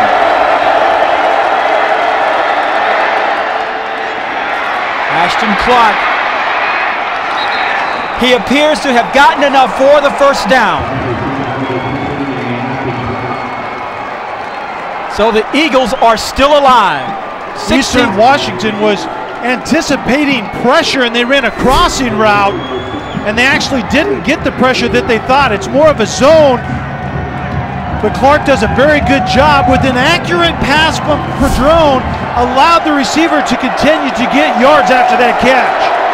16 seconds remaining. Ball at the 48-yard line of Washington State. Eastern Washington down by 4. Padron steps up, keeps it. 9 seconds remaining. He gets out of bounds with 7 seconds on the clock. It's hard as a quarterback in that situation to pass up that real estate that you see out in front of you, but you have to save precious seconds and throw that ball out of bounds. Right there, getting out of the pocket doesn't do you any good. You're not running 50 yards. That ball has to get to the ground, outside the pocket, beyond the line of scrimmage as quickly as possible to save those seconds. Timeout.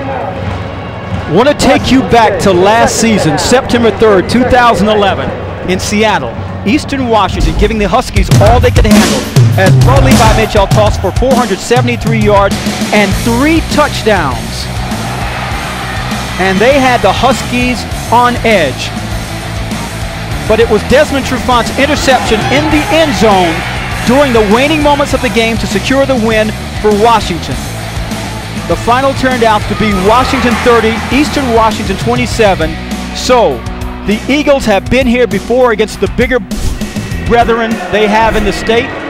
This does not faze them. And we talked before the game how Eastern Washington was not going to be intimidated. You know, they've won a lot of games on the FCS level, and when you learn how to win, it translates well across the board, and you can see their confidence even in a situation like this. 7 seconds remaining. Ball at the 41-yard line. Eastern Washington in white, trailing by 4 against Washington State. Caught by Mitchell, out of bounds, 3 seconds remaining. A very good job of just getting a few more yards. The closer you get to the goal line in this situation, the more accurate a quarterback can be driving the ball into the end zone right here. Time for one play? Absolutely. This ball has to go in the end zone, and obviously the trips to the right side, Padron will try to buy a little bit of time and then get this ball into the end zone. The sellout crowd on its feet, 32 yards away. This will be the final play of regulation. Padron, time to throw. Heaves it for the end zone. It's knocked away, and the Washington State Cougars survive against Eastern Washington. 24-20 as Mike Leach makes good on his home debut here in Pullman. Probably a little too close for comfort. Eastern Washington gave them everything that they could give them almost towards the end. You can see the Hail Mary very well executed actually by Eastern Washington. Padron throws it high, gives his guys a chance. You didn't get a very good leap at the end. And conversely, Washington State plays it really well also. Our final score from Pullman, 24-20. Washington State beats Eastern Washington. Now we send you to Oregon for Oregon and Fresno State.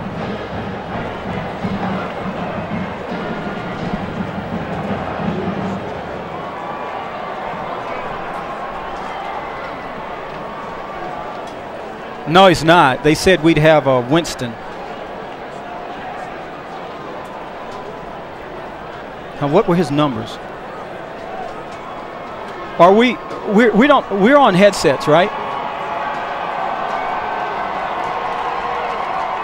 Thank you all for joining us today's game. Please buckle up and travel home safe. After today's game, the McDonald's touchdown meter stands at. Okay. You want the jackets on for the post game? No.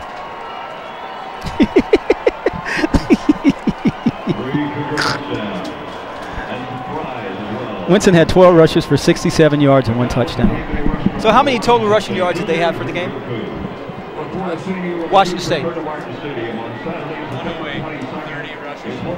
And how many total yards offensively?